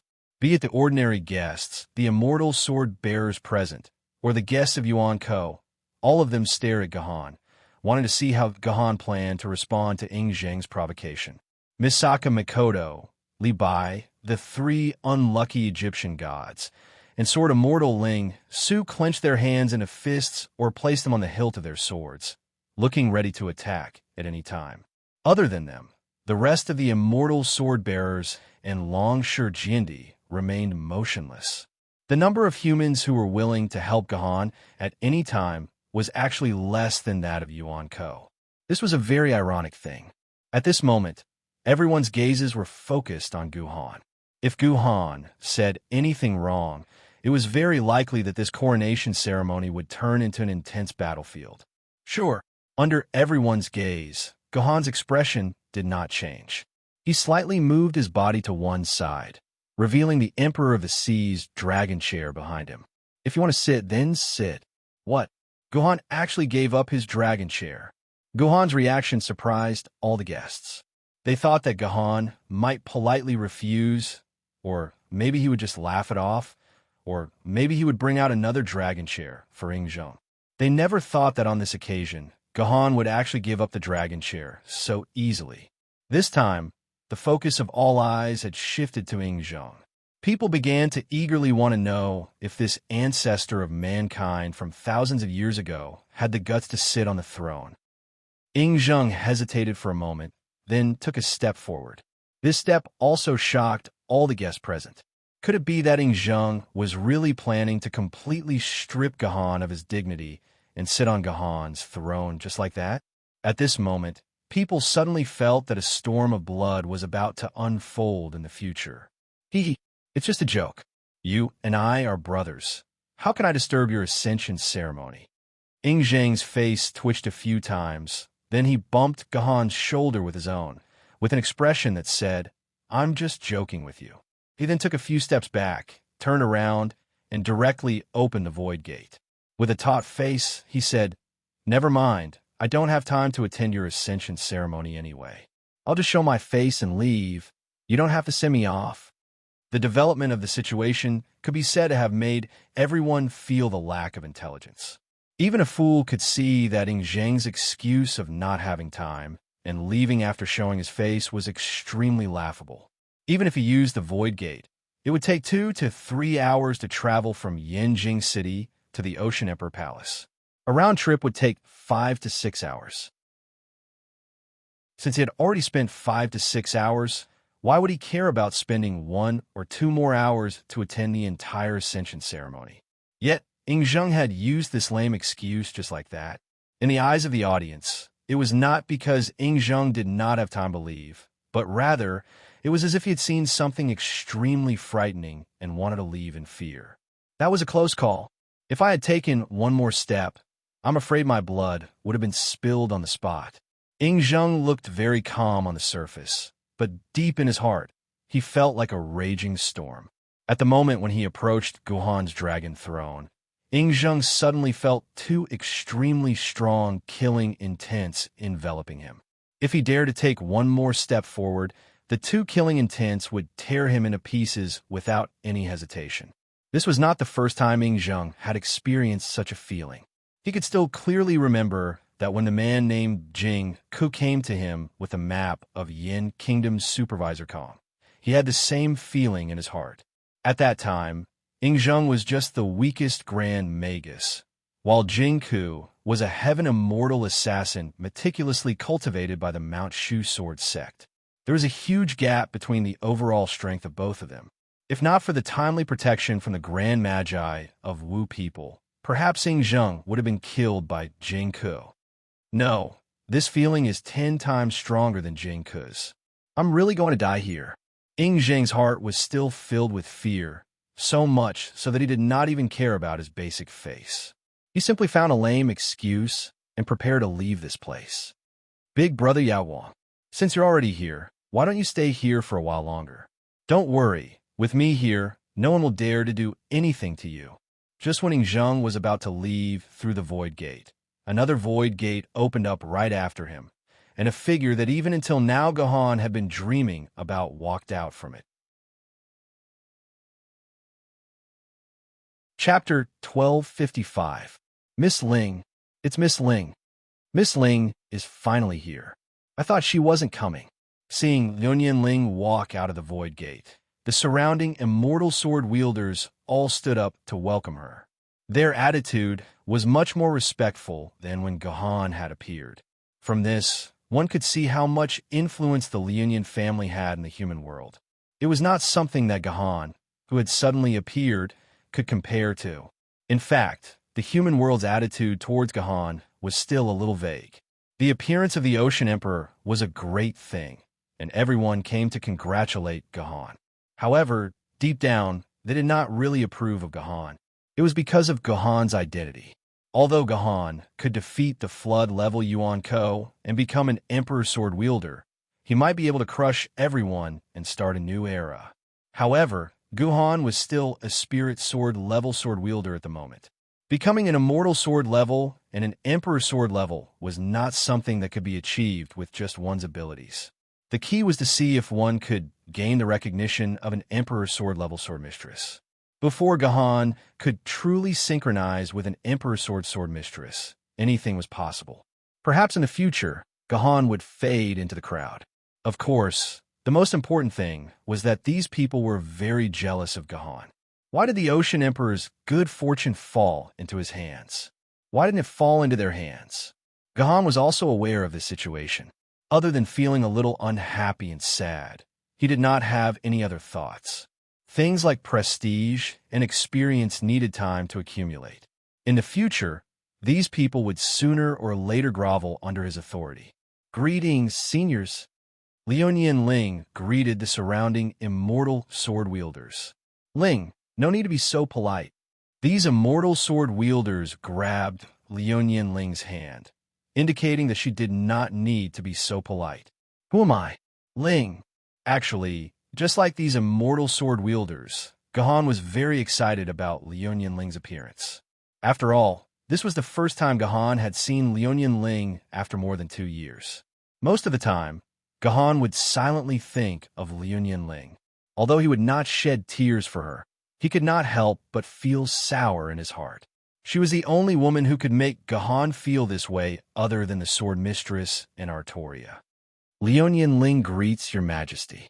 On behalf of the Lionian family, Liu Yanling congratulates your majesty. Compared to Gahan's excitement, Liu Yanling's expression was much calmer. She gave Gahan a very standard greeting, took a few steps back, and turned to Yingzheng. Brother Yao Wang, since you're here, don't be in a hurry to leave. Let's congratulate your majesty together. All right, Yingzheng nodded.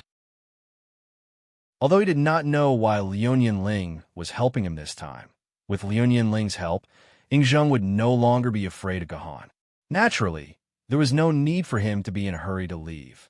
In fact, Yingzheng did not want to leave at all because he desperately wanted to make a deal with Gahan. Ever since he left Shanhai Pass, Yingzheng had been very popular in the human society with the title of being the human ancestor, the savior of mankind, and the third emperor sword wielder. More importantly, after Yingzheng obtained the 11 drops of Zhu Wu's blood essence, he could not wait to become the real Zhu Wu through Zhu Wu's blood essence. Yingzheng was indeed a genius of the Wu people. It only took him 2 years to fuse all 11 drops of Zhu Wu's blood essence into his body. His strength was more than 10 times stronger than when he was in Shanhai Pass, and he even absorbed the power of rules in Zhu Wu's blood essence. Yingzheng was confident that even if he faced a flood-level Yuan Ko, he would still be able to put up a fight. That was why Yingzheng had the confidence to find trouble with Gahan.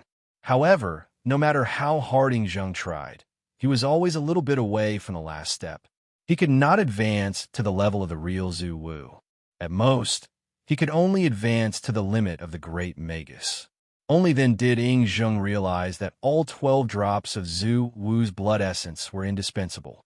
If he could not find a last Great Magus, Chong, Yi, and obtain the drop of Zhu Wu's blood essence guarded by Chong, Yi, Yingzheng would never be able to become the real Zhu Wu.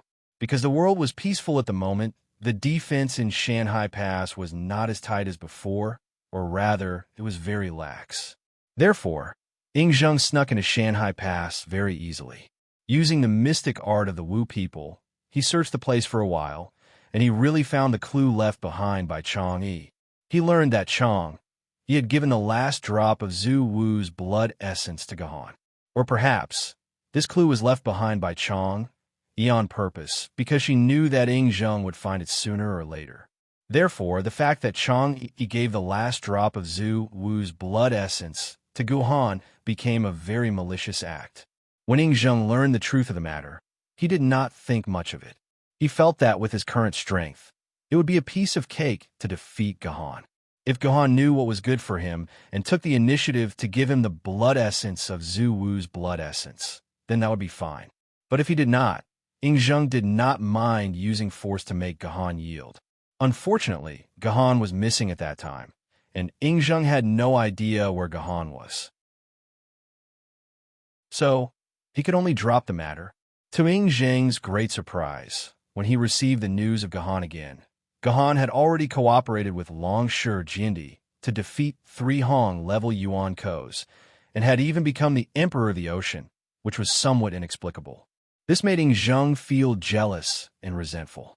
So, he planned to embarrass Gahan during Gahan's ascension ceremony, and even seize the position of the Emperor of the Ocean, using it to force Gahan to give him the last drop of Zhu Wu's blood essence. Originally, Yingzheng thought that his plan was foolproof. With his strength that was infinitely close to the strength of an Emperor's sword-level sword wielder, he could easily defeat Gahan, the lucky guy. But Yingzheng never thought that before he could fight with Gahan, he would be scared off by the 2 hidden auras. And what was even more unexpected to Yingzheng was that Liu Yanling, who was originally standing on the side of Gahan, was standing with him today and even wanted to help him. Obviously, when they were in Shanhai Pass, Liu Yanling also wanted to kill him. But Liu Yanling's tone did not sound like she was pretending. Instead, there was a bit of sincerity in it, which made Ingzheng finally decide to stay and see what was really going on. Anyway, Ingzheng felt that even if he could not defeat her, he could still run away. "Brother Yaoguang, take a seat." Lin Yanling found a seat and sat down, then pointed to the seat next to her and said to Ingzheng. Ingzheng smiled and sat down obediently. This seat was originally prepared for the immortal level sword wielder. Ingzheng was unwilling to sit on it previously, as he felt that it would be embarrassing. But now that Liu Yanling invited him to sit, Ingzheng went with the flow and sat on Liu Yanling's words. Seeing Ingzheng and Liu Yanling sit at the same time, the guests present were a little disappointed, but at the same time they were relieved. They were disappointed because the guests present thought that they would be able to see an exciting battle, but they were relieved because the conflict between humans had been suppressed in the end. No one present had shed all pretenses of cordiality, so the coronation ceremony could continue. Prime Minister Turtle, continue with the next ceremony, Gohan said to Prime Minister Turtle. Prime Minister Turtle nodded and shouted, "The Ascension ceremony will now begin. Your Majesty Emperor of the Sea, please take your seat." The so-called "take your seat" actually meant to be seated. The Emperor of the Sea's dragon throne behind Gohan immediately bloomed with a magnificent light, as if it was welcoming its owner. And Gohan did not stand on ceremony and sat on the Emperor of the Sea's dragon throne. Clap, clap, clap, clap. Suddenly, there was a lonely applause in the hall. Everyone saw Li Bai, Misaka Mikoto, and the other Yuan Ko's area suddenly applauding in unison. On the other hand, the humans themselves did not react for a while. Clap, clap, clap. Fortunately, Longsher Jindy reacted quickly. Less than a second after Yuan Ko's applause sounded, he also began to applaud. Longsher Jindy's applause also inspired the other guests present. There was a thunderous applause in the hall. Even if some people were reluctant for the common interests of humans, they had to start applauding and cheering for Gohan's seat. Otherwise, they would become a laughing stock in front of the Yuan Ko's. Sooner or later, I will make all of you applaud me with all your heart. Gohan sighed helplessly in his heart when he saw that the audience's hearts were divided. At the same time, he said to himself, Gohan believed that it would not be long before all humans would applaud him sincerely. Next, let's invite Your Majesty Emperor of the Sea to give a speech. Prime Minister Turtle said. The guests below the stage also learned to be obedient and began to applaud in cooperation. Dear guests and distinguished guests, welcome to my Ascension ceremony. During the Ascension ceremony, Gohan naturally had to give a speech. However, as soon as Gohan opened his mouth, his words were a bit harsh. I know that many of you here do not think that I am qualified to sit in this seat. After saying this, Gohan glanced at all the guests below the stage. Those ordinary people naturally lower their heads in fear, but many of the sword-bearers raised their heads high and looked directly into Gohan's eyes, especially those sword-bearers of Immortal Sword rank. Except for Sword Immortal Ling Su and Sword Immortal Pirate, the rest of the sword-bearers of Immortal Sword rank had a somewhat different look in their eyes. I also know that in the eyes of all of you, my position as Sea Emperor really came out of nowhere. It is as if it fell from the sky and smashed me on the head. Gohan sneered. However, I would also like to ask everyone to think about it. If the Sea Emperor's throne were to fall from the sky, who would be able to catch it at the first moment and not be crushed to death by this throne? Chapter 1256. Gohan's words caused many of the guests to secretly nod. Indeed, even if the Sea Emperor's position was smashed in front of them, they would not be able to catch it before they were smashed to death. In any case, to be able to sit in this position and have so many experts come to congratulate him, this in itself was a kind of strength. I won't say any more superfluous words. There is no meaning in saying them. However, there are some words of gratitude that must be said. Without them, I, Gohan, would not be able to sit in this position today. Gohan said faintly. Everyone couldn't help but be curious about who Gohan wanted to thank. First of all, I want to thank my most adorable concubine, Qingpin. If it weren't for her, I would still be in Yuzhong City, unable to make decisions for my own fate. After Gahan finished speaking, a Qingpin wearing a pure white princess dress and snow-white stockings rushed up from the backstage. She directly jumped into Gahan's arms, sat on Guhan's neck, and began to fiddle with the crown on Guhan's head. Concubine Qingpin, you can't. Qingpin's actions scared the dragon ladies behind Qingpin, and they hurriedly went up to stop her. No need, this is a Qingpin I like, you all can go down. Guhan waved his hand, signaling the dragon ladies to step down. He allowed Qingpin to ride on his neck without the slightest dissatisfaction. This is His Majesty the Sea Emperor's ancient sword maiden, Qingpin's sword. The guests below the stage were talking among themselves. At this time, they realized that the person Gahan wanted to thank was his sword maiden. Ladies and gentlemen, the sword maiden riding on His Majesty the Sea Emperor's neck is His Majesty the Sea Emperor's ancient sword maiden, Qingpin's sword. She is His Majesty the Sea Emperor's first sword maiden and has a deep relationship with His Majesty the Sea Emperor. Everyone look, His Majesty the Sea Emperor and concubine Qingpin are so harmonious and loving. The host explained excitedly. At the same time, Qingpin's adorable appearance was also transmitted to the audience through the camera. The cute little Lolita, Qingpin, instantly captured the hearts of many Lolicons. After the live broadcast ended, many Qingpin fan groups were established overnight. However, because there was some extremely discordant content in the groups, these fan groups were severely suppressed by the officials. Most of them were forcefully disbanded, but some of them went underground, and many books about Qingpin were created. Next, I have to thank my lady Etion. Without her, I would not have been able to return alive from Changyang Mountain's trial array. As soon as Gahan finished speaking, Etion walked out in a luxurious gown. However, Etion's expression was very ugly. The gown made Etion feel extremely uncomfortable, as if there were dozens of safety belts strapped to her body. Ladies and gentlemen, this is Lady Etion, who explained the Sea Emperor Palace to us in front of the camera. However, our Lady Etion doesn't look very happy. I wonder if she has put on some weight. The host joked innocently. I also have to thank Juzi's sword. Without her, Yuzhong City would have been destroyed during the Great Purge 3 years ago. It was her hard work that allowed her to persevere until my master arrived. After Gahan finished speaking, Juzi, who was wearing a black gown and black stockings, also walked out. The black gown made Juzi look especially cold and elegant. Moreover, Juzi's actions were also cold and determined. Throughout the whole process, there was not the slightest change in her expression. Even when she stood next to Gahan, she looked like a wooden person. Juzi, this gown suits you very well. You are really beautiful today. You have amazed me. Gahan was telling the truth. In the past, Juzi had always worn her simple warrior suit. Although it was also black, it covered her from head to toe, which could not show off her beauty at all.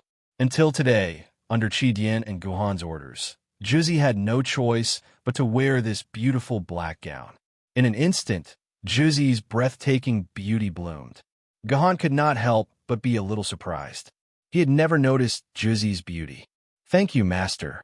Juzi, who had always been expressionless, had a rare blush on her face. This was also the first time Gahan had seen such a blush. Such a blush was like the red flower buds on a black begonia, so beautiful that it made people dizzy. Like Qingpin, Juzi's appearance this time instantly captured the hearts of a large number of fans.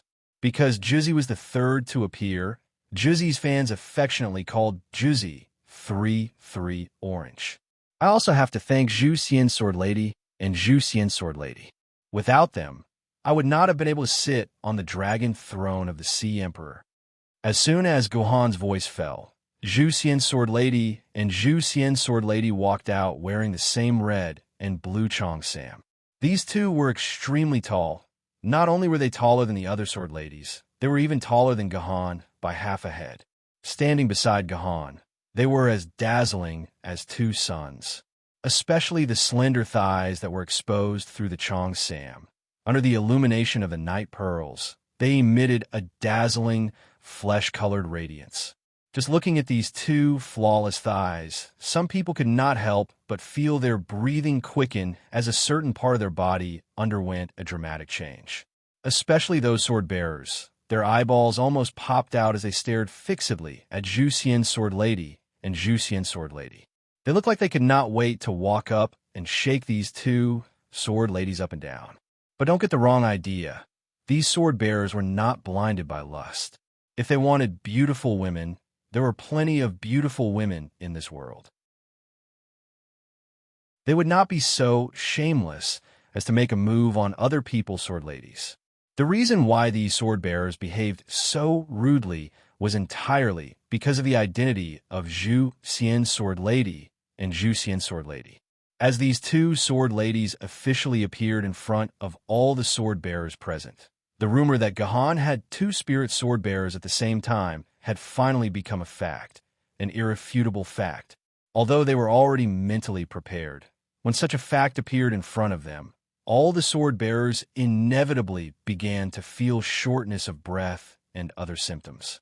Even if they racked their brains, they could not understand why Gahan could have two spirit sword bearers at the same time. Ladies and gentlemen, it has finally appeared. The legend of His Majesty the Sea Emperor has finally become a reality. Let us witness this great miracle together. This perhaps represents the arrival of a new era for mankind. The host said excitedly to the camera, His Majesty the Sea Emperor, I have a question, and I hope Your Majesty the Sea Emperor can answer it generously. Seeing the appearance of Zhu Xian's sword lady and Zhu Xian's sword lady, an immortal sword bearer finally could not help but stand up from his seat and ask Gahan this question. This must be Sword Immortal Qianyu from Yin Jing City. Gahan waved his hand, indicating that the other party should not speak for now. I already understand Sword Immortal Qianyu's intention, but now is not the time to answer. I have an even bigger surprise for you all. All right. After hesitating for a while, Sword Immortal Qianyu sat back down. I still have to thank. When Sword Immortal Qianyu sat down, Gahan began to thank her. The sword lady has already thanked everyone. This time, we should thank parents, master, sword committee, CCTV, and so on. I didn't think that even Sea Emperor could not be exempted. The guest below the stage said impatiently. What kind of meeting was there every time? They had to thank a bunch of useless people and things. They were already sick of it. They had thought that His Majesty the Sea Emperor could break away from these conventions. But now it seemed that they had overestimated him. This thought had just appeared in their minds. But in the next second, they were so shocked that they could not even speak. I still have to thank Lady Shui. Without her, many things in this world would not have happened. After Gahan said this, Shui, who was wearing a purple gown, took a deep breath and walked step by step from backstage to the stage. What? The 9 immortal sword rank sword bearers present, including Sword Immortal Ling Su and Sword Immortal Pirate, all jumped up from their seats at the same time. They stared at Shui with such disbelief in their eyes that they could not even close their mouths as they stared fixedly at Shui. Fortunately, Shui's personality was cold and detached. Otherwise, she would really have been given a huge fright by these sword bearers. That's right, there was also Long Shijindi. If not for his status as an Emperor sword bearer, he would probably have jumped up from his seat like these immortal sword bearers. Your Majesty the Sea Emperor. What do you mean by this? Is this also your sword mistress? Sword Immortal Qianyu asked, trembling. Of course, Shui is my ancient sword rank sword mistress.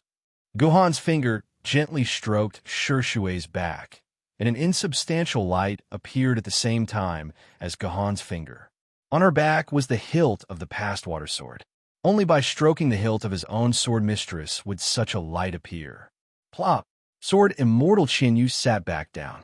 He had already mentally prepared himself, but he really did not expect that Gahan still had the ability to create such big news at a time like this. Isn't this Rina Takasaka? At the same time, Song Hama, who was sitting close to the center, suddenly exclaimed while covering his mouth. He suddenly realized that the past water sword in front of him was exactly the same as his classmate Rina Takasaka. Rina, Why are you here? Liu Ling also recognized Rina Takasaka. She looked at the past water sword in surprise. Rina Takasaka was her childhood playmate, but she had completely disappeared 3 years ago. She had asked Fleeting Wooden Fish about Rina Takasaka's whereabouts, but Fleeting Wooden Fish had not answered her. Liu Ling had never expected Rina Takasaka to become Gahan's sword mistress. Everyone please sit down. I haven't finished thanking the people I want to thank. Guhan smiled and continued. I want to thank my beloved sister Doyu. Without her, my life would not be complete. What the F asterisk CK? There's another one. Don't tell me you have another one. This was what all the sword bearers were thinking. Chapter 12:57. Seeing a little girl who looked very similar to Gahan appear beside Gahan, all the guests present drew in a sharp breath. One had to realize that Gahan was introducing himself as his sword maiden, but the person he said was his little sister. Could it be that this little girl, named Doyu Sword, was also Gahan's little sister? Regarding my little sister Guyun, also known as Doyu, there are some things that I have to tell everyone. Gahan hugged Doyu and said, just as everyone has guessed, my little sister was not originally a sword maiden, but my biological little sister, big brother. Hearing Gahan's words, Doyu instantly turned pale with fright as she looked up at Gahan. At the same time, she reached out to cover Gahan's mouth, but Gahan was caught in her palm instead. Yin, listen to Big Brother. Big Brother has the power to protect you now. I believe that everyone has a good understanding of my background, and that I indeed have a biological little sister, Guyun, who died in the Great Invasion more than 10 years ago. However, due to some reasons that I can't explain, my little sister's soul and the body of the sword maiden fused together, and thus became my current treasured sword maiden, Doyu Sword. Of course, I came up with the name Doyu Sword on my own. It's not the original name of this sword maiden. Then what was the original name of this sword maiden? An immortal sword tier, sword wielder, asked subconsciously. Oh, it's the Yu Chang sword. Gohan replied in a nonchalant tone. What? It's the Yu Chang sword. Sword Immortal Ling Su suddenly stood up from his chair, muttering to himself in a daze. I was wondering why I couldn't find any clues about the Yu Chang sword after almost 4 years. I thought that it had completely disappeared, but it turns out that it has become your sword maiden, Gohan. Hearing Sword Immortal Ling Su's words, the guests all sighed with emotion. Everyone present had heard about the disappearance of the Yu Chang sword. When he first heard the news, he felt that it was a pity. However, as time passed, this matter was gradually forgotten. Who would have thought that it would actually pop up again at this point in time? Dare I ask your majesty, the Sea Emperor, do you know the reason behind this? Why is your sister able to fuse with the sword maiden? Immediately, an immortal sword tier, sword wielder, jumped out and asked urgently, Your Majesty, please answer truthfully. This is very important to us humans. I am Sword Immortal Yu Yang, and I believe that I have done some research on the sword maiden. If we can uncover the secret behind the fusion of humans and sword ladies, then the gap between man-made sword ladies and natural sword ladies will no longer be an insurmountable barrier. Sword Immortal Yu Yang was very agitated when he spoke. He even wanted to spit his saliva onto Gahan's face. If I knew, I would definitely answer you. But the problem is that I don't know the reason behind it. Gahan said very sincerely. Sword Immortal Yu Yang shook his head in pity. However, his eyes were still filled with suspicion. He suspected that Gahan was not telling the truth. Of course, Gahan was not telling the truth. In fact, Gahan knew quite a bit about Sword Immortal Yu Yang. He was an immortal sword tier sword wielder from Los Angeles City. He had devoted his entire life to researching how to create stronger man-made sword ladies. He had even published many papers discussing the possibility of everyone becoming a sword wielder.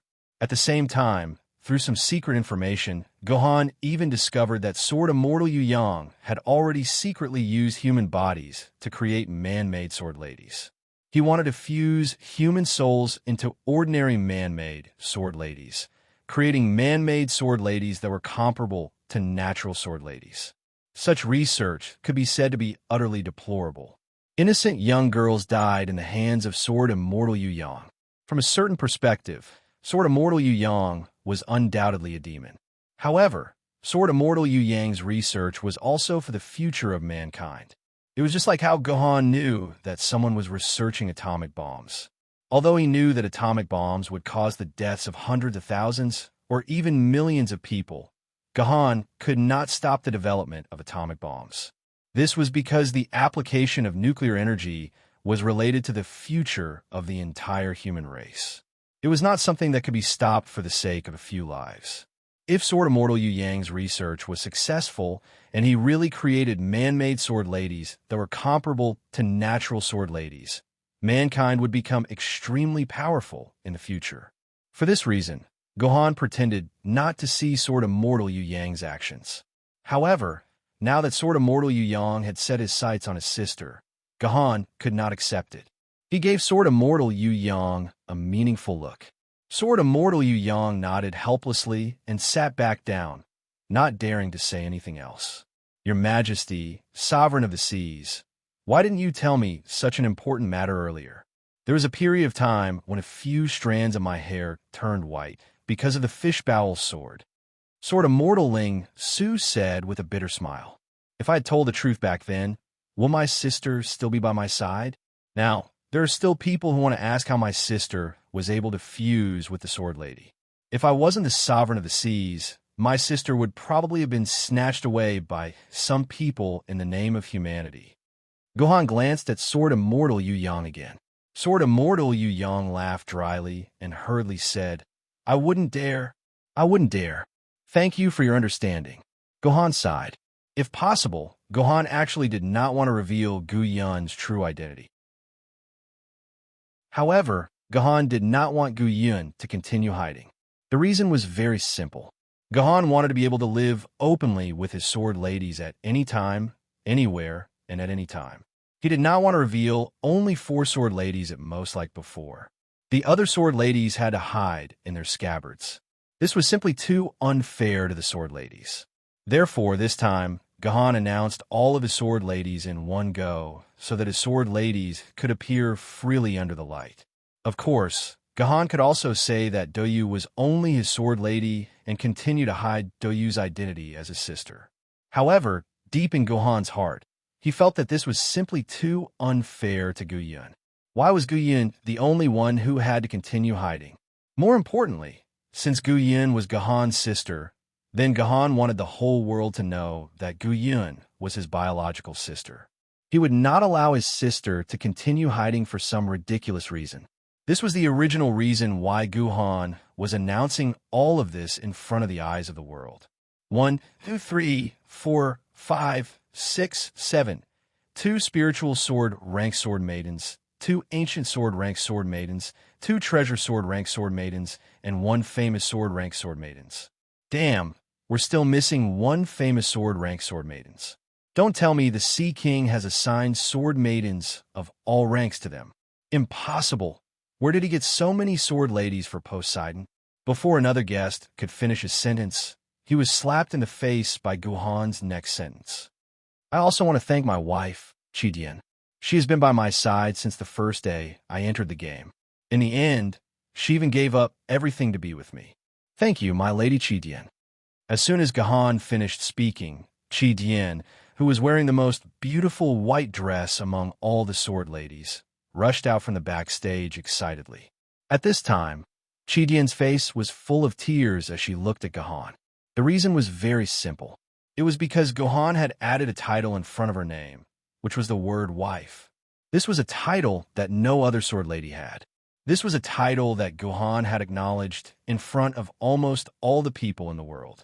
At this moment, Chi-Dian's status was set. She had become Gohan's wife. Therefore, as soon as Chi-Dian appeared, she threw herself into Gohan's arms and began to cry. She cried with a smile, looking very beautiful and bright. Seeing Chi-Dian's excitement, the other sword ladies had their own reactions. For example, Qingpin was sitting on Gohan's neck, pulling out Gohan's hair unhappily. While crawling, she muttered, "Stupid Gohan, I can also be your wife." Didn't you say that you like Lolas the most? On the other hand, Doyu was still immersed in the excitement of her identity being revealed. She did not react to Chidian at all. After all, she was Guhan's little sister. This was something that could never be changed. Therefore, among all the sword ladies, Doyu and Guhan's relationship stopped here. Whoever became Guhan's wife did not mean much to Doyu. Shui silently took a few steps back, putting more distance between her and Guhan. She also stood out among all the sword ladies. Congratulations, Chidian. Itian took out her wine gourd and gulped down a few mouthfuls of wine. Her eyes were red as she said to Chidian. Among all the sword ladies, Itian and Chidian were the closest. Therefore, when Guhan appointed Chidian as Chidian's wife, Itian was truly happy for Chidian. However, Itian's heart was also filled with bitterness. How could she not wish that the person standing next to Guhan was herself? Juzi could be skipped because she did not react at all. What an enviable couple. Elder sister. If elder sister had appeared earlier, would the person who fell into Guhan's arms have been you? Extinguish Immortal Sword looked at the crying Chidian and said to Zhu Xian with some jealousy, "What does that have to do with me?" Zhu Xian's face flashed with panic. Do you think that with our identities, it's possible for us to be with this puny human? That's hard to say. If Guhan can really defeat the sect leader of Tongtian and fulfill his name of Hongjun, at that time, it won't be about whether he is worthy of us or not, but whether we are worthy of him or not. Then we'll talk after he defeats Tongtian, Zhu Xian said coldly. Chapter 1258. Oh, it seems that His Majesty the Ocean King is no exception.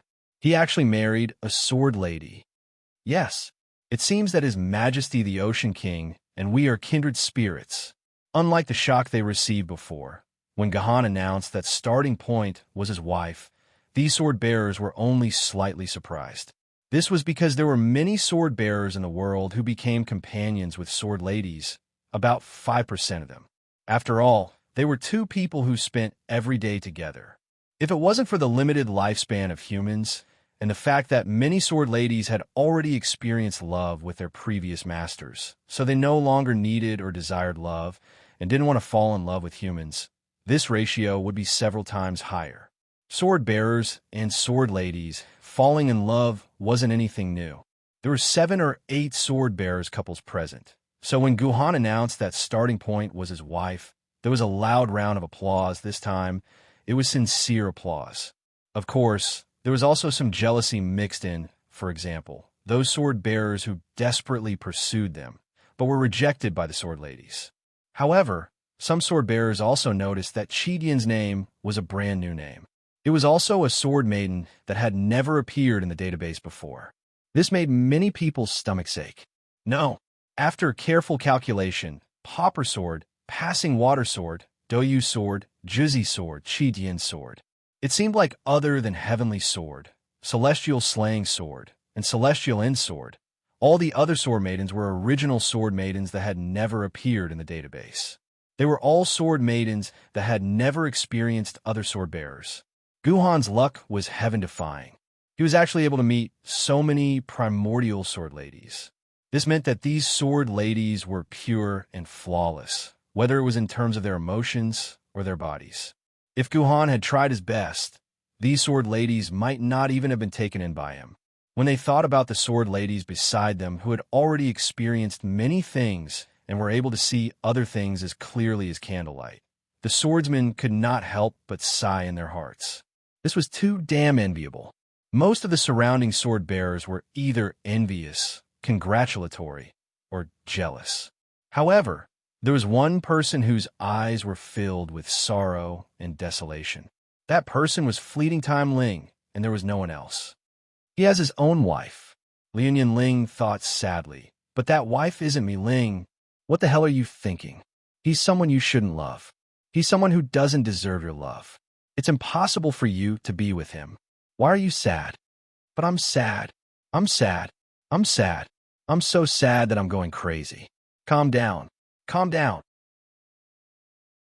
No. I can't calm down. I really can't calm down. I want to go. I want to leave this place. You can't go. Don't forget why you're here. You're here to say goodbye to the past. No. Let me go. Let me go. This seemed to be a conversation between two people, but in fact, it was Liu Ling's inner struggle. At this time, Liu Ling's heart was like two crazy tsunamis colliding with each other. All kinds of thoughts were colliding with each other, making Liu Ling's heart feel like it was about to break. Her hand was clenching the armrest of the chair so hard that a handprint was left on the alloy chair. Looks like this is the reason why Liu Ling is helping me. No one else noticed this scene, but Ing Zheng saw it all, and a meaningful smile appeared on his face.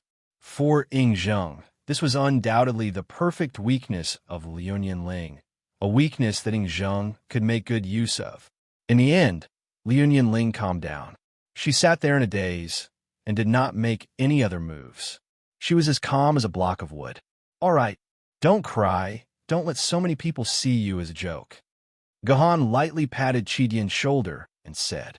When Qidian, who usually cared about face the most, heard this, she let out a cry and quickly wiped away her tears. In just a few seconds, she put on a smiling face and looked at the guests below the stage. Come on, this time, all 8 sword ladies are here. There won't be any new sword ladies appearing. Some of the guests below the stage said sourly.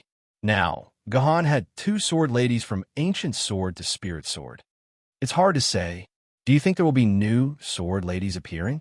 Another guest touched his forehead and said, No way.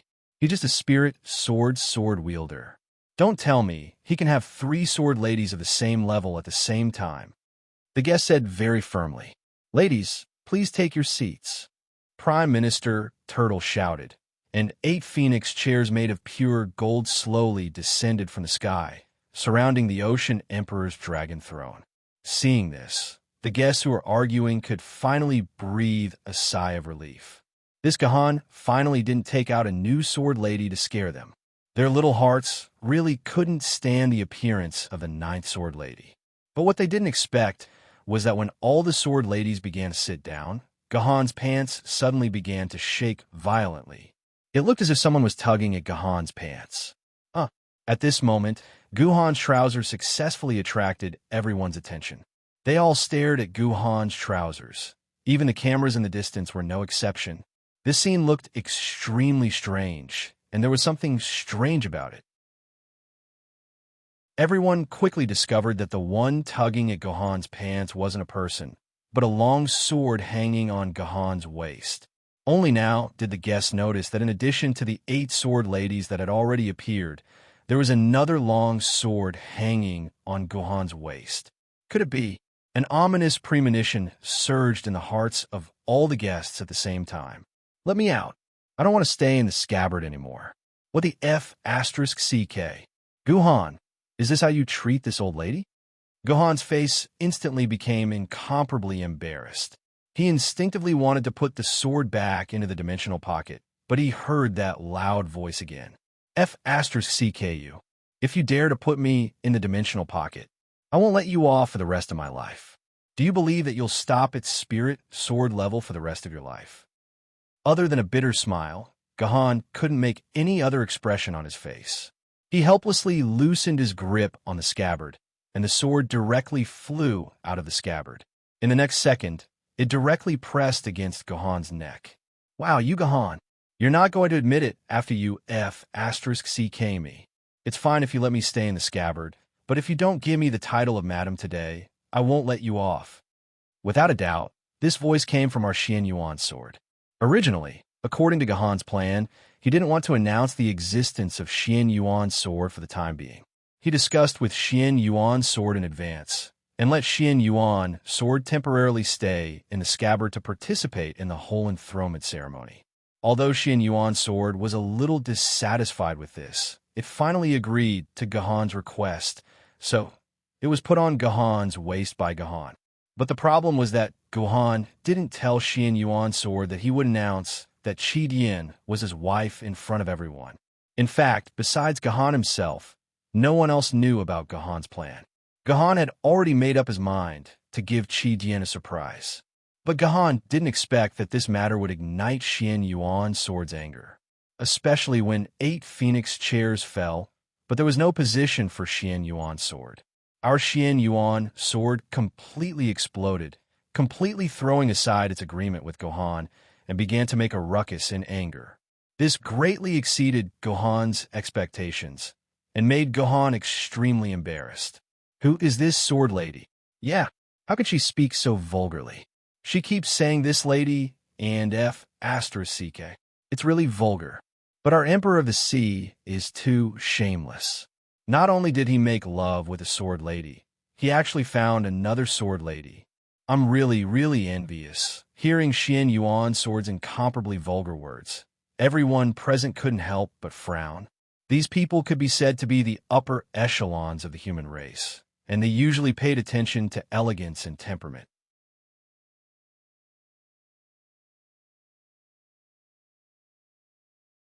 Chapter 1259. Once the Xian Yuan sword's temper flared up, even Guhan could not do anything about it.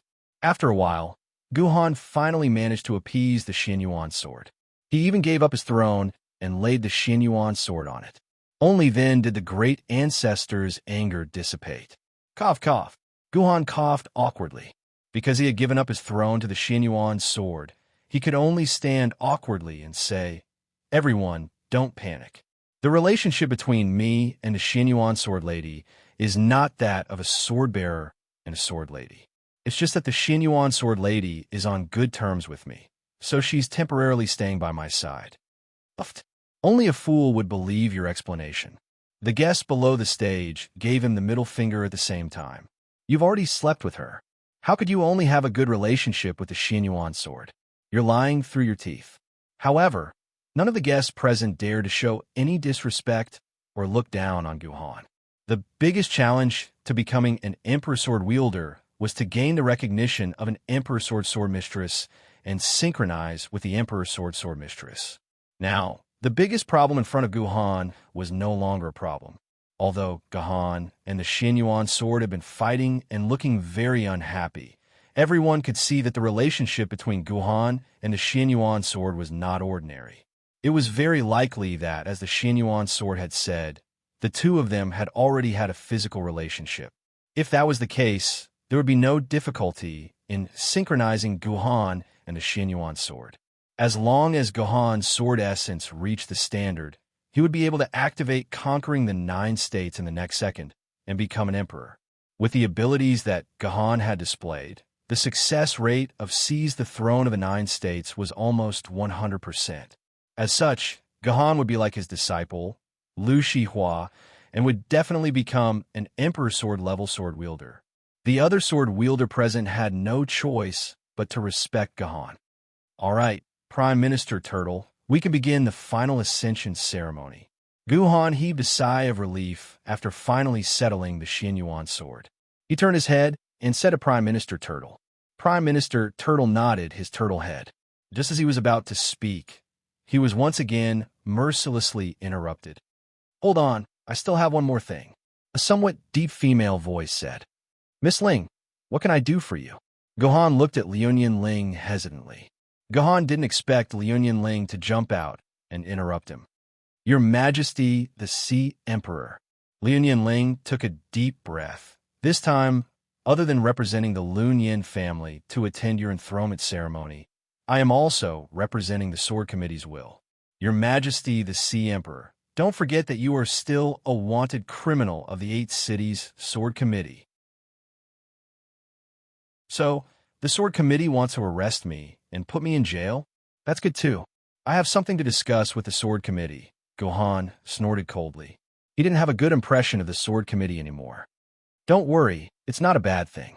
I believe that Your Majesty the Sea Emperor doesn't want to hold your enthronement ceremony with the title of a wanted criminal. Liunian Ling said, and a thin document flew out of her dimensional pocket. This is the official document of the Sword Committee. Your Majesty the Sea Emperor could take a look. Let me see. Gohan took the document and glanced at it. His face suddenly relaxed. This document had a straightforward title, on the revocation of Comrade Gohan's wanted order. Just like the title said, this was the document issued by the Sword Committee to revoke Gohan's wanted order. It meant that Gohan assisted Longshore Jindy to kill the 3 flood-level Yuan Ko and made a great contribution to mankind. At the same time, Longshore Jindy took the initiative to withdraw the prosecution against Gohan, so the Sword Committee also revoked Gohan's wanted order. From then on, Gohan was a normal swordsman again, just with a disgraceful criminal record. Of course, this criminal record meant nothing to Gohan. The Sword Committee has finally done something. Gohan smiled and put the document into his dimensional pocket. Although he didn't care much about the wanted order from the Sword Commission, at least the ban on him was lifted in name. He could appear in the base city openly again. Lin, thank you for coming all the way here. Gohan stretched out his right hand, ready to shake hands with Liu Ling. This made the others quite jealous. It should be known that this was the first time Gohan took the initiative to shake hands with someone. Seeing Gohan stretch out his hand, Liu Ling instinctively wanted to respond to Gohan, but the next second, her eyes flashed, and she withdrew her hand. No need, it's just business. All right. Gohan smiled bitterly and withdrew his hand. In the eyes of others, this smile could be said to be meaningful. Many old generals who had been in love for a long time guessed. Could it be that there is a story between Poseidon and the descendant of the Leonian family? If that's the case, Poseidon will be invincible in the future. Sigh. Gohan sighed and swept his gaze over all the guests. He said with a straight face, I wonder if there is anyone else here that needs this emperor to deal with? Say it now, lest this emperor ignores you later. Including the immortal sword bearers, no one stood out to express their opinion again. Gohan nodded and waved his hand at Prime Minister Turtle. Prime Minister Turtle could finally shout out the following words. Respectfully, Your Majesty Poseidon, please ascend the throne. This Prime Minister Turtle was quite pitiful. He only managed to speak after being interrupted 4 times. To think of my glorious sea. After thousands of years, although the dragon race of the 4 seas prospered, there was not a single emperor who could command the 4 seas. Today we have the human Gohan, an outstanding talent who is unparalleled for thousands of years. He is accomplished in both literature and martial arts, ruling over the world. The Dragon Kings of the 4 seas are willing to bow and kowtow to Gohan, respectfully, to become the Poseidon of the world, to rule over the sea race, and to leave his name in history. Although Prime Minister Turtle was a turtle, his voice was a little shrill. Perhaps it was because he was a professional at this after all. His words were grand and inspiring. There was no interruption in the middle, and there was no stutter. It perfectly set off the domineering aura of the Poseidon level. In order to display the glory and supreme might of the Poseidon, the Dragon Kings of the 4 seas are willing to offer their connate spiritual treasures to Your Majesty Poseidon. When Prime Minister Turtle finished his last sentence, the entire hall seemed to explode. What? The Dragon Kings of the 4 seas are willing to offer their connate spiritual treasures. Upon hearing Prime Minister Turtle's words, the guests present were slightly shocked. It looked like Gohan had truly made the Dragon Kings of the 4 seas submit. Otherwise, they would definitely not offer their connate spiritual treasures. Humans might not know all the combat strength of the Dragon Kings of the 4 seas, but they knew one thing. Each of the Dragon Kings of the 4 seas had a connate numinous treasure. These 4 connate spiritual treasures were the most powerful weapons of the Dragon Kings of the 4 seas. They were also the reason why the dragon race could truly suppress the 4 seas. A connate spiritual treasure could increase the strength of the Dragon Kings of the 4 seas by more than a few times. It was said that the 4 connate spiritual treasures combined had the power equivalent to a desolate grade Yuan Ko. In the beginning, many people thought that Gohan's Poseidon was fishy. It was probably just a facade, something the Dragon Kings of the 4 seas had done to deceive humans. However, when Prime Minister Turtle said that the Dragon Kings of the 4 seas were offering their connate spiritual treasures, everyone realized that the Poseidon was not fake. It was the real Poseidon. The Dragon King of the South Sea, Ao Chin, offers the glass jade bottle to your majesty, the Poseidon. The first to appear was the Dragon King of the South Sea, Aochin. A black dragon whizzed in from the entrance and spiraled along the wall of the hall, setting off a gust of wind with the smell of the sea. The ordinary human guests were blown askew. Finally, the black dragon transformed into a human form and knelt respectfully at the feet of Gahan. At the same time, a woman walked out from the backstage with a tray. On the tray was a crystal clear bottle. The Dragon King of the South Sea, Aochin, congratulates your majesty the Poseidon on your coronation. May your majesty the Poseidon surpass the brilliance of the sun and moon, seize the fortune of heaven and earth, and be immortal for countless eras. The Dragon King of the South Sea, Aochin, gave his blessings with great respect. Attention, everyone. The one who is now on the stage is the Dragon King of the South Sea, Aochin. This Dragon King is incredible. According to our information, more than 5 flood-level Yuan Ko have died in his hands. Among us humans, 3 spirit sword-level sword-bearers have died in his hands. The Dragon King of the South Sea has dominated the entire South Sea for 1,000 years. He is the supreme king of the South Sea, but now he has to bend his knees and kneel in front of us humans. This is an unprecedented glory for us humans in the past 1,000 years. The host held the microphone and excitedly explained to the audience in front of the TV. By the way, have you noticed that the Dragon King of the South Sea is not wearing a dragon robe, but a python robe? This is a very interesting thing. The Dragon King of the South Sea is a real dragon, but he still wears a python robe. This is really ridiculous. Then, we will focus on the glass jade bottle that the Dragon King of the South Sea has presented to your majesty, the Poseidon. This glass jade bottle is a primordial spiritual treasure, which is a legendary magic treasure with the power of rule. It is a magic treasure that only Yuan Ko above the flood level can use. The host could be considered knowledgeable. She could even talk about the knowledge of primordial spiritual treasures. She continued, "Legend has it that the primordial spiritual treasure contains a strong power of rule. If the power of rule contained in this primordial spiritual treasure is consistent with the power of rule of Yuan Ko, then it can stimulate an unparalleled power. For example, this glass jade bottle in the hands of the Dragon King of the South Sea. So, this glass jade bottle can be said to be the lifeblood of the Dragon King of the South Sea. Now that he has voluntarily sent his lifeblood to the hands of your majesty the Poseidon, it means that he has completely surrendered."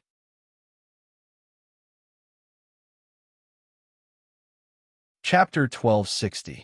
Legend has it that this glass jade bottle has the power of wind that can absorb all things. It can absorb everyone in the world, and in less than 3 minutes, they will be reduced to a puddle of pus.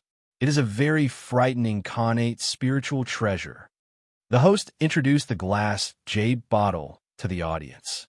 Then his eyes inadvertently glanced up, and he suddenly felt a little awkward, because the woman holding the glass jade bottle was not the dragon lady from before, but a real human woman. The host could be sure of this because not long ago, the host had an unpleasant encounter with this woman at the gates of Yuzhong City.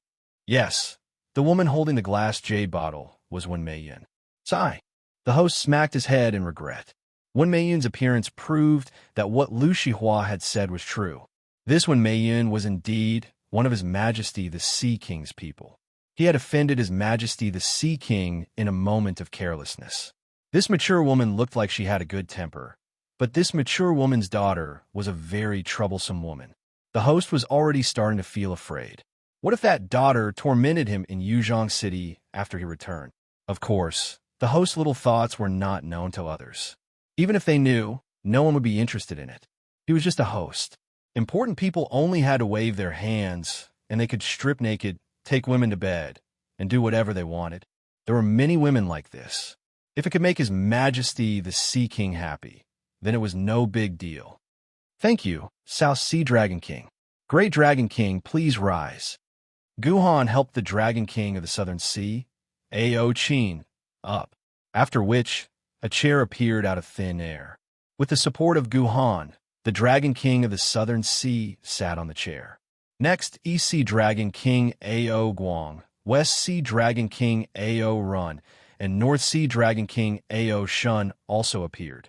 Unsurprisingly, they offered their Khanate spiritual treasures to Guhan. Among them, East Sea Dragon King Ao Guang offered the Dragon Striker Whip. It was said to be a Khanate spiritual treasure that could restrain all dragons. It could cause about 10 times the damage to dragons. An immortal sword wielder wielding the Dragon Striker Whip could easily defeat one of the Four Seas Dragon Kings. It was worth mentioning that this restraint was directed at all dragons in the world. In other words, regardless of whether it was the true Dragon Clan or the Giant Dragon Clan, they would all be restrained by the Dragon Striker Whip. The Dragon Striker Whip could be said to be the most feared magic treasure of the Dragon Clan. Now that the true Dragon Clan had taken the initiative to offer this magic treasure to Guhan, it meant that they were offering the fate of their entire clan to Guhan. It could be said that they were full of sincerity. As for the West Sea Dragon King Ao Run, he offered the Mystic Essence Water Control Flag. This Khanate numinous treasure was one of the legendary 4 numinous treasures. It could control the water veins of the world. With this flag in hand, as long as Guhan willed it, it would be a piece of cake for him to raise a 1,000-meter wave in the ocean. At the same time, the Xinyuan water manipulation flag could store 1/10 of the ocean's water. If Guhan didn't like any place, he only needed to release all the seawater in the Xinyuan water manipulation flag, and it would be an apocalyptic scene in an instant. Finally, the North Sea Dragon King Ao Shun presented the Sea Calming Divine Pearl. Legend had it that the Sea Calming Divine Pillar and the Sea Calming Divine Pillar were one. They both had the power to stabilize the entire ocean. It was a treasure that Yu the Great used to control floods. Later on, it fell into the hands of the West Sea Dragon King. The Sea Calming Divine Pearl and the Mystic Essence Water Control Flag could be said to be polar opposites. The Mystic Essence Water Control Flag could control all the water veins in the world, but the Sea Calming Divine Pearl could stop all the water veins in the world. As long as the Sea Calming Divine Pearl was placed at the bottom of the sea, the Mystic Essence Water Control Flag would not be able to move a single drop of seawater. All in all, these were 4 extremely powerful Khanate spiritual treasures. As long as these 4 Khanate spiritual treasures were in his hands, the Four Seas Dragon Clan would not be a problem. Therefore, when all 4 Khanate spiritual treasures were in Guhan's hands, the people present only felt a little jealous, and they did not have any greed for them. During the 1,000 years of battle with Yuan Ko, human beings had long learned that only Yuan Ko could use the Khanate spiritual treasures, and in the hands of a human, they were no different from an ordinary bottle. Therefore, the guests present were simply jealous that Guhan could win the loyalty of the Four Seas Dragon Clan, and they did not have any desire for the Khanate spiritual treasures. But Ing Zheng was completely different. When he saw the Khanate spiritual treasures, he almost drooled, and the greed in his heart burned to the extreme. These 4 Khanate spiritual treasures were indeed useless to ordinary human beings, but for Wu people, they were treasures that he could use perfectly. Therefore, Ing Zheng could not hold back his desire. It was as if he was ready to soar into the sky in the next second and snatch the 4 Khanate spiritual treasures away. But in the end, Ing Zheng did not have the courage to do so. Not to mention the 2 killing intents he had sensed just now, Ing Zheng did not think he had the slightest chance of winning against the Dragon Kings of the Four Seas in front of him. If it were on land, it would be a different story. But in the ocean, he was no match for the Dragon Kings of the Four Seas. Therefore, in the end, Ing Zheng could only suppress his greed and watch Guhan put the 4 treasures into his pocket. At the same time, when Guhan put all 4 Khanate spiritual treasures into his dimensional pocket, he nodded in his heart and let down most of his guard against the Dragon Kings of the Four Seas. Although the immortal exterminating sword could guarantee that the Dragon Kings of the Four Seas would follow him sincerely and would never betray Guhan, Guhan still felt a little uneasy. However, Guhan was still a little apprehensive in his heart. If the Dragon Kings of the Four Seas were to play spies with him, it would be troublesome. Therefore, Guhan took the initiative to ask the Dragon Kings of the Four Seas to hand over his 4 connate spiritual treasures. When the immortal exterminating sword told him with absolute certainty that it was indeed a genuine connate spiritual treasure, Guhan breathed a long sigh of relief. At that time, even if the Dragon Kings of the Four Seas had the intention to rebel, as long as they lost the 4 connate spiritual treasures, he could easily suppress them. After handing over their connate spiritual treasures, the Dragon Kings of the Four Seas obviously had a bitter expression on their faces, but at the same time, they also breathed a long sigh of relief. This meant that they had reached an agreement with the 4 immortal killing swords, and now they had a chance to fight for their future instead of waiting for death and sorrow. Maiden, today is an important day for me. Don't stay in the backstage. Come to the front and share this glory, Guhan said to Maiden, who was next to him. Maiden nodded happily and trotted back to the backstage. After a while, she pulled Long Xiaoya, Lu Yin, and Lu Anna to the front stage from the backstage. Long Xiaoya was extremely excited. At the same time, she looked at Guhan and the 8 sword maidens sitting beside Guhan with envy. She imagined that one day, she could sit beside Guhan openly like these sword maidens, become his wife, and accept everyone's worship and admiration. Lu Yin's emotions were a little off. He seemed very agitated. Even on such an important occasion, his hands kept making all kinds of small movements, and his legs trembled even more violently. Little Yin, what's wrong? Lu Shihua walked over nervously. She felt that her brother's condition was much worse than when she left. There seemed to be an uncontrollable beast in her brother's body.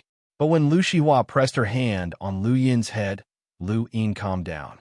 All the agitation disappeared, as if she had taken a tranquilizer. Lu Anna had a silly smile on her face from beginning to end. She looked at Gu Hanshao in a silly way, and also at the dense crowd in front of her in a silly way. As a result, one of them immediately jumped out of his chair with disbelief written all over his face. Anna. Is it you? Why are you here? I finally found you. The pirate sword immortal suddenly stood up from the chair. Less than 100 meters away, the pirate sword immortal directly opened the void door.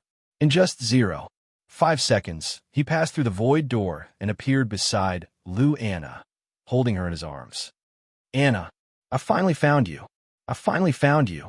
The pirate sword immortal was such a strong swordsman, but there were tears rolling down from the corners of his eyes. Because of the sudden action of the pirate sword immortal, Guhan's enthronement ceremony was once again interrupted. All the eyes on the pirate sword immortal were focused on him. Looking at the pirate sword immortal's excited expression, it was obvious that the relationship between Lu Anna and him was not ordinary. But Lu Anna appeared with Guhan's woman.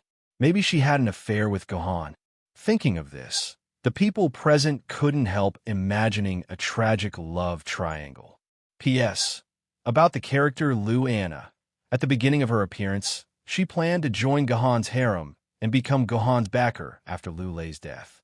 But because of the author's lack of control, Lu Anna was gradually marginalized and couldn't find a chance to appear. If she forced herself to join Guhan's harem, it would be very stupid and deliberate. So, just like Mingwe at that time, let Lu Anna be free and give her a man who really loves her. But this is only a matter of the harem. There is a very important foreshadowing behind Lu Anna, so this character is not a useless character and will play a very important role in the future. Pirate, what are you talking about? The next second, Long Jindi also stood up from his dragon throne and quickly appeared beside Lu Anna, using the void door. He asked excitedly, "You said she is Anna?" "Yes, your majesty." The pirate sword immortal wiped his excited tears and said, "Because of the Qinji's sword, Anna can change her appearance at will, so she never shows her true face.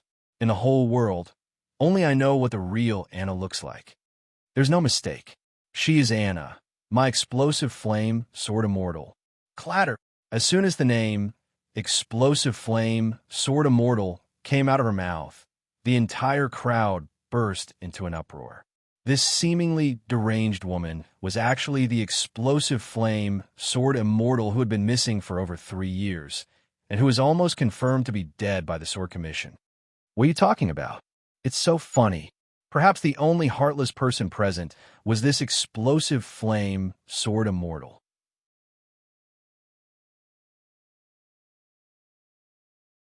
Chapter 1261. Your Majesty, I hope you can explain why our explosive flame sword immortal became your maid. Longsure Jindy asked Gahan with a serious and dissatisfied face. Anna is not my maid. Gahan shook his head. When I found her in Yuzhong City, she had already become like this. In the past few years, I have always treated her as a family member and have not done anything beyond the rules. Your Majesty Longsure can rest assured. Thank you. Whether what Gahan said was true or not, since Gahan had said so, Longsure Jindy could not accuse Gahan of anything until he found concrete evidence. On the contrary, Gahan asked curiously, I heard that the name of the explosive flame sword immortal was Brittany Roberts. How did it become Anna? Anna is her nickname. Only a few of her closest friends know about it.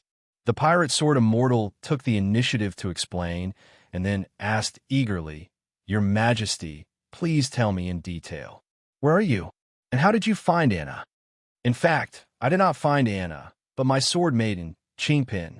Gahan called Qingpin and Douyu over and asked them to describe in detail the process of finding Anna. After listening to him, Longsure Jindy and the pirate sword immortal fell into deep thought. It took them a long time to recover. After hesitating for a while, the pirate sword immortal said to Gahan, Your Majesty, I have a presumptuous request. I don't know if Your Majesty can agree to it. Tell me about it. Gahan said, I have a few questions to ask the Dragon Kings of the Four Seas. I hope Your Majesty can let the Dragon Kings of the Four Seas answer my questions truthfully without any concealment. The pirate sword immortal looked at Gahan and said, It was not difficult to ask questions. The difficulty was that the Dragon Kings of the Four Seas might not answer the pirate sword immortal's questions honestly. As long as the Dragon Kings hid anything, it would be a big problem. Therefore, they had to ask Gahan, the Ocean Emperor, to give the order, using his status as the Ocean Emperor to order the Four Sea Dragon Kings not to lie. Only then would the Four Sea Dragon Kings be able to answer accurately. Does the pirate sword immortal want to ask about Anna? Gahan guessed what the pirate sword immortal wanted to ask. However, Gahan did not intend to let the pirate sword immortal fulfill his wish so easily. Instead, he asked, Your Majesty Pirate Sword Immortal, even if Anna is really the explosive flame sword immortal, she has lived in our family for more than 3 years and has a close relationship with my family. I think I am also qualified to ask about the truth of the matter. I hope that the pirate sword immortal can tell me about Anna. I am willing to find out the truth with the pirate sword immortal. Gahan looked into the pirate sword immortal's eyes and said, This. The pirate sword immortal looked at Gahan and then at Longsure Jindy.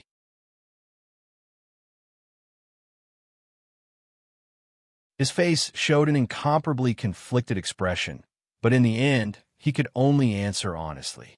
Anna is my adopted daughter, the daughter of a good brother. My good brother died in the hands of Yuenko in order to save me, so I swore to raise Anna to adulthood. I just didn't expect Anna to be so talented. She's so much stronger than me. I'm 20 years older than Anna, but 5 years after I became an immortal sword tier sword wielder, Anna also became an immortal sword tier sword wielder. When Anna was a child, she was ostracized by others, so she has a certain psychological barrier. She is unwilling to show her real face and name to others, so she has a fake appearance and a fake name. Except for me and Longsure Jindy, as well as a few people in the Sword Committee, no one else knows about this. Later, I saw that Anna had grown up and become an immortal sword bearer and had the power to protect herself. So I went to pursue my dream and travel the 4 seas. But I didn't expect that when I came back one day, His Majesty Longsure told me that Anna had disappeared.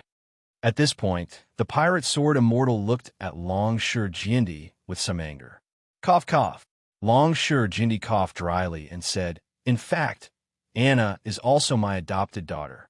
After all, the pirate sword immortal, and Anna's father were all friends from the same sword-bearer squad." Later, the pirate sword immortal toured the four seas, and Anna was responsible for doing some things for me.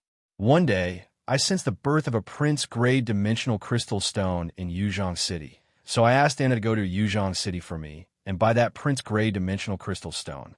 When Longsure Jindy said this, Gahan couldn't help but curl his lips and recall what happened 3 years ago. Unexpectedly, that prince-grade dimensional crystal stone not only attracted the attention of Yanjing City, but also attracted the attention of the distant London City. Moreover, Longsure Jindy and Hao Jindy's reaction was the same. They both sent immortal sword bearers. As for Longsure Jindy's purchase, it was obviously a fart. How could such a thing be purchased? Obviously, this Longsure Jindy and Hao Jindy had the same idea. They wanted to forcibly get that prince-grade dimensional crystal stone from his hands. If he was tactful, then it would not be impossible to take out a few 100 million yuan. If he was not tactful, then it would probably be a shameless robbery. He still remembered that Wuzhong Shifang got the prince-grade dimensional crystal stone from Gahan's hands through the promise of accepting Gahan as a disciple. But later, Wuzhong Shifang intentionally or unintentionally refused this promise. After all, at that time, Gahan was just a sword-bearer with low innate sword essence and did not seem to have any training value. But now, Wuzhong Shifang's intestines were probably green with regret. If Wuzhong Shifang had accepted Gahan as a disciple, then how glorious would Wuzhong Shifang be now? At the very least, he wouldn't even have the face to appear at this coronation ceremony. Longsure Jindy continued. Later, when Anna was halfway there, she heard the news of Yuzhong City being attacked by Yuan Ko. So I asked Anna to help Yuzhong City get through this big attack as a representative of London City. As a result, I didn't expect that Anna would never return, and I never heard any news of her again. According to the last time we contacted Anna, the location of Anna's accident should be in an area along the coast of Minnan Province. As for whether it happened in the sea or on land, the pirate sword immortal and I couldn't find out. After Longsure Jindy finished speaking, the pirate sword immortal immediately said, "Since I learned about Anna's disappearance, I searched the entire coast of Minnan Province, and as a result, I really found something." With that, the pirate sword immortal took out some fragments from his dimensional pocket. When Gahan took a closer look, he saw that these fragments were all fragments of the Sword Lady. "Gahan, they are fragments of the innate Sword Lady." After Qingpin, who was in Gahan's arms, saw these fragments, he immediately said to Gahan in surprise, "Yes, these fragments do contain fragments of the innate Sword Lady, fragments of Anna's famed sword-grade Sword Lady, 1,000 mechanic sword. In fact, these fragments contain fragments of all the sword ladies from the ancient sword grade to the spiritual sword grade. Only the fragments of the immortal sword grade have not been found." The pirate sword immortal said with a sad face, "At that time, I knew that Anna must have been attacked by the powerful Yuan Ko, and it was a Yuan Ko whose strength far exceeded Anna's, at least a flood-grade Yuan Ko. Otherwise, it would have been impossible for Anna to not even have time to escape, and most of the sword ladies were shattered. When I found all this, my heart was already dead because I felt that Anna had absolutely no chance of surviving and was living in the depths of suffering." A few drops of tears rolled down the pirate sword immortal's old face, and then he instantly became pleasantly surprised.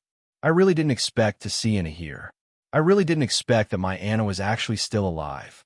The pirate sword immortal hugged the crazy Anna tightly in his arms and lovingly stroked Anna's head.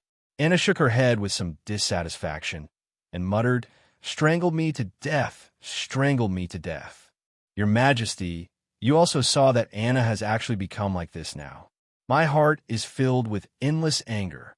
The pirate sword immortal suddenly raised his head, and his eyes were filled with killing intent. "Your Majesty, the place where Anna met with an accident was by the seaside. The Four Seas Dragon Clan controls the entire sea, so they must know everything about the sea like the back of their hands. So I want to ask the Four Sea Dragon Kings, who on earth hurt my Anna? In that case, when the Pirate Sword Immortal said this, Gohan was slightly hesitant. In the face of the Pirate Sword Immortal's question, the Four Sea Dragon King's answers could not escape from two possibilities. Either Lu Anna was hurt by the Four Seas Dragon Clan, or it had nothing to do with the Four Seas Dragon Clan.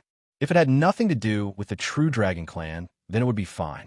But if it was really related to the true Dragon Clan, or even the Four Sea Dragon Kings directly did it, then Gohan's situation would become very awkward. Even a blind person could hear how deep the relationship between the Pirate Sword Immortal and Lu Anna was. The Pirate Sword Immortal would inevitably avenge Lu Anna regardless of anything. In this way, Gohan would be caught in the middle. It was not good for Gohan to help humans, and it was even more impossible for him to help the Four Sea Dragon Kings. In any case, the Sea Emperor throne under Gohan's buttocks began to shake. Therefore, in the face of the Pirate Sword Immortal's vengeful eyes, Gohan must carefully weigh in his heart what kind of decision he should make.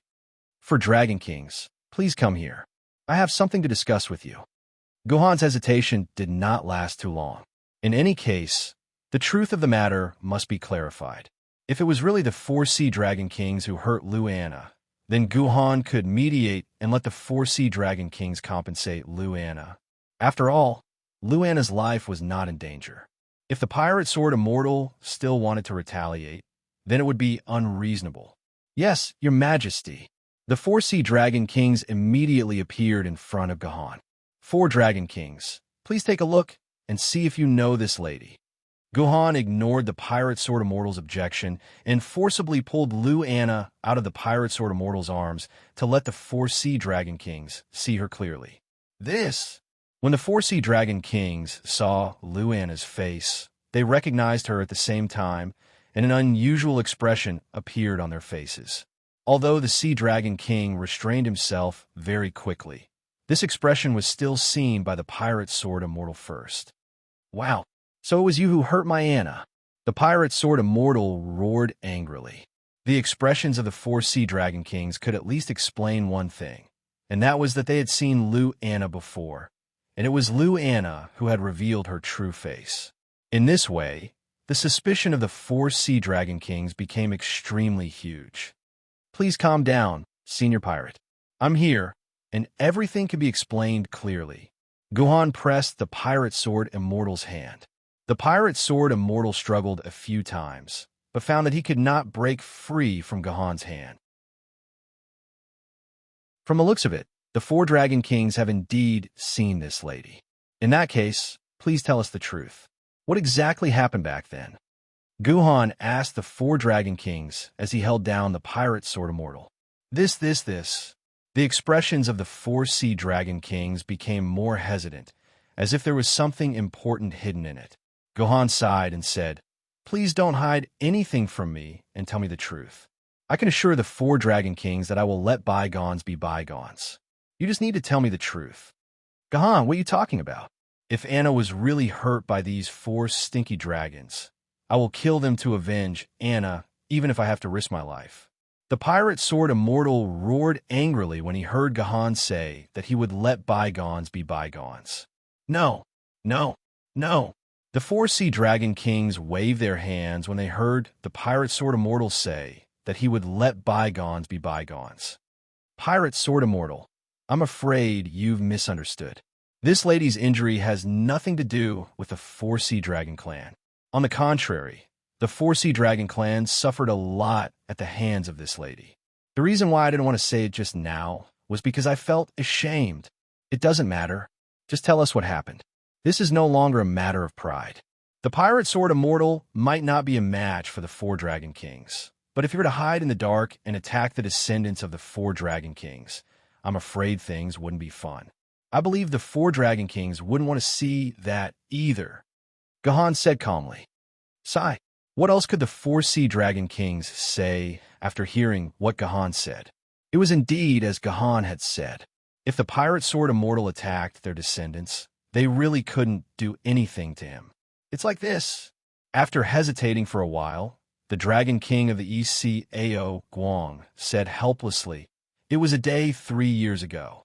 He was going to marry the 17th princess of the merfolk race, according to the arranged marriage." At this point, Ao Guang's face couldn't help but turn red. Who was Ao Guang? He was an old dragon who had lived for millions of years. Even in this world, he had lived for 1,000 years. As for the 17th princess of the merfolk clan, if Gohan's information was correct, she was less than 100 years old. Ao Guang, this old dragon, actually played the game of a pear blossom over a begonia and married the 17th princess of the merfolk clan. It was true that dragons were lustful by nature.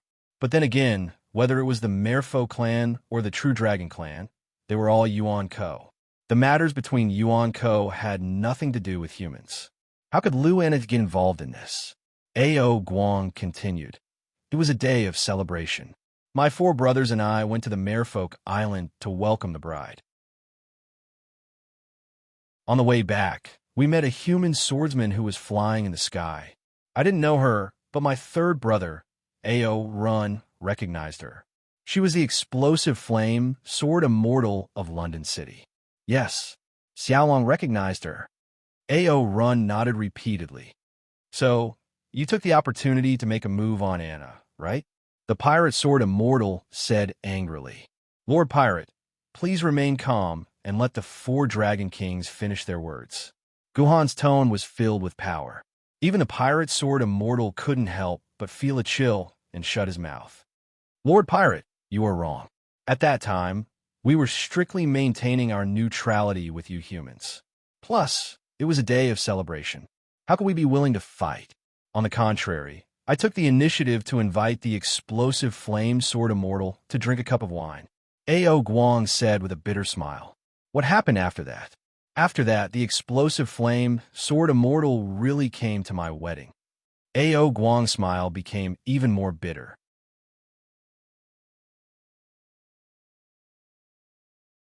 Chapter 1262. That's impossible. Hearing Ao Guang say that explosive flame sword immortal had agreed to attend his wedding, Long Jindi's face changed instantly. What's wrong? Is there a problem? Gohan asked. I may not know other people, but I know Anna very well. Anna's mother was killed by a true dragon.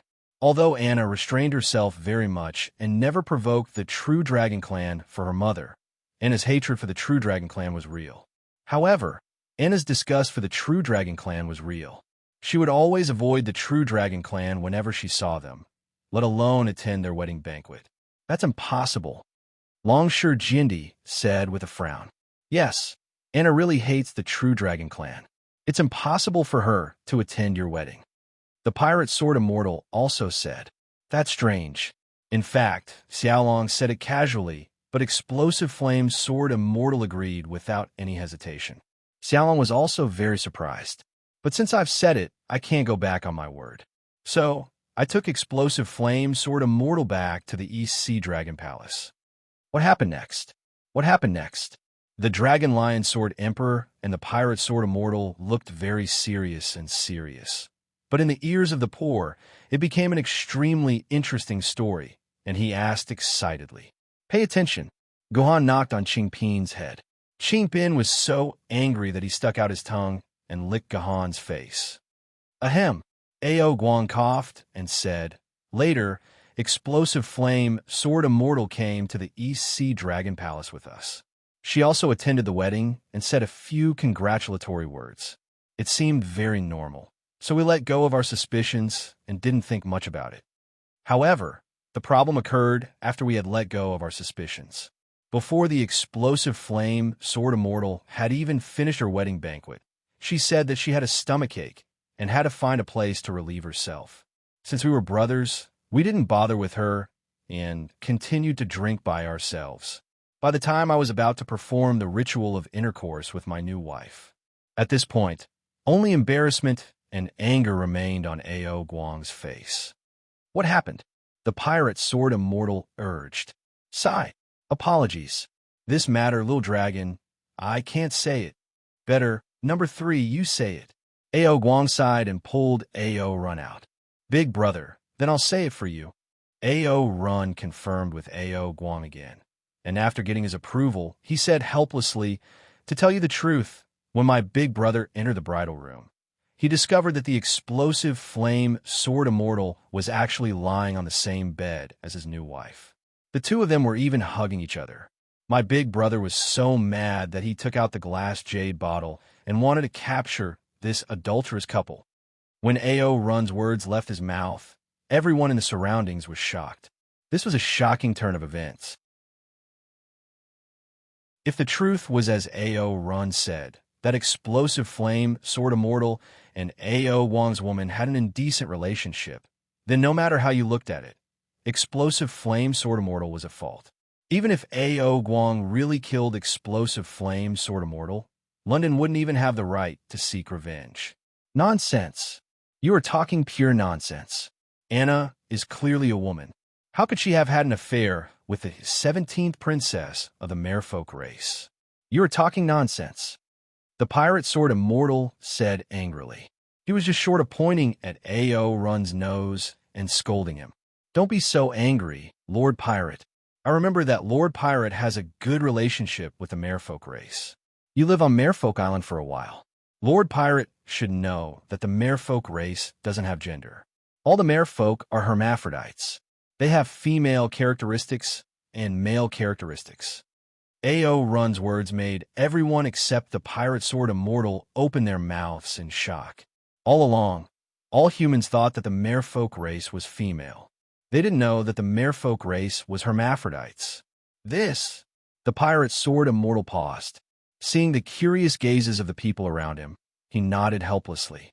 This is indeed the case. The merfolk race is very taboo about this. They don't want others to reveal this information, so I didn't tell you. But the merfolk race is born with a love for beauty. After they are born, they will take the initiative to maintain their female form. After they reach adulthood, they will confirm their gender as female. At that time, the merfolk race will no longer be hermaphrodites, but real women. The pirate sword immortal argued. Looks like Lord Pirate really knows the merfolk race very well. You even know such a secret. A.O. Run nodded. But there are always exceptions. Although 90% of the merfolk race wish to confirm their gender as female after they reach adulthood, there are still 10% who wish to become male. But there are still 10% of mermaids who want to become men, and this 17th princess is this one. This one. Although A.O. Run didn't continue, his meaning was very clear. This 17th princess obviously chose to become a male after reaching adulthood. But if this was the case, then it was very, very interesting. With the status of the true dragon race in the sea, the merfolk race obviously didn't dare to deceive A.O. Guang and marry a male merfolk to A.O. Guang. However, A.O. Guang married the 17th princess in such a grand manner. There was only one explanation, and that was that our old dragon king A.O. Guang knew that the 17th princess was a man. Even though he knew that the 17th princess was a man, he still married her. Well, no wonder A.O. Guang didn't even have the courage to continue speaking. The crux of the emotional problem appeared here. Even if A.O. Guang's skin was thick, he didn't dare to confess the fact that he was glass. The dignified Dragon King of the East Sea, a generation of true dragon, actually had such a hobby. If this was set out, A.O. Guang's image would be completely destroyed. A.O. Run continued. The merfolk race is born beautiful, and after the 17th princess turned into a man, she was even more beautiful. Even those female merfolk were overshadowed in front of the 17th princess. It is normal for my elder brother to fall in love with the 17th princess. A.O. Run's words sounded like he was trying to clear A.O. Guang's name. But it felt like the more he tried to clear A.O. Guang's name, the darker it became. Even a true dragon like my big brother couldn't help but fall in love with the 17th princess. A woman like Explosive Flame Sword Immortal was naturally no exception. It's normal for her to be seduced by her beauty. A.O. Run's words made the pirate sword immortal glare angrily. But the pirate sword immortal was suppressed by Gahan the whole time, so he could only let A.O. Run continue. My big brother was furious. so he naturally didn't hold back and directly used the Khanate's spiritual treasure. But that explosive flame sword immortal was already prepared. The moment my big brother appeared, she entered the void door that was already opened and escaped the dragon palace before the Khanate's spiritual treasure was activated. Later, we used a lot of power to search for explosive flame sword immortal, but we couldn't find any trace of her. Later, we heard that the pirate sword immortal had come to the East Sea and was looking for trouble with the true dragon race. To avoid further conflict with the humans, my big brother withdrew his subordinates. That's the whole story.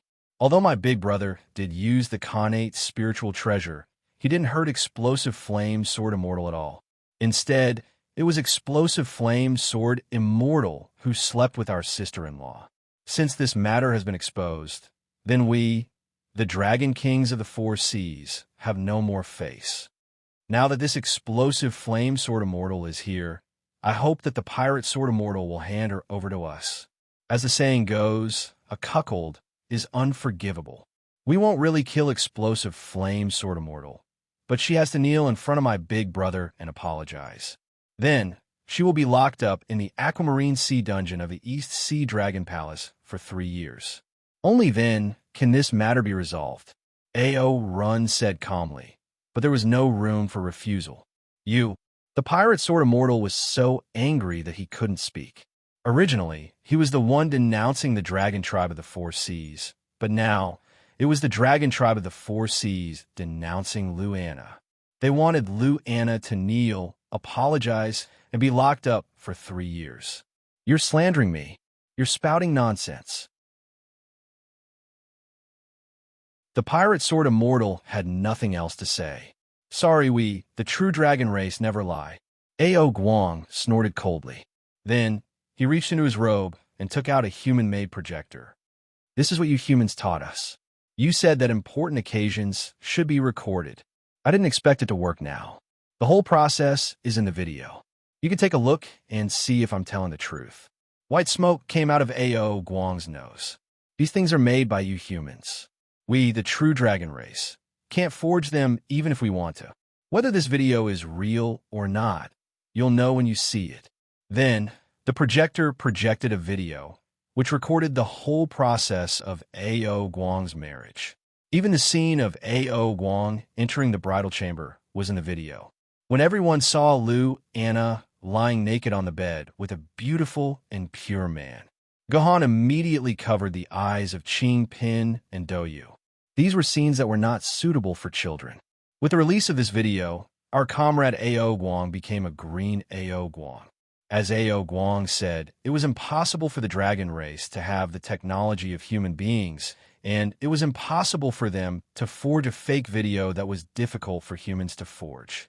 The fact was irrefutable.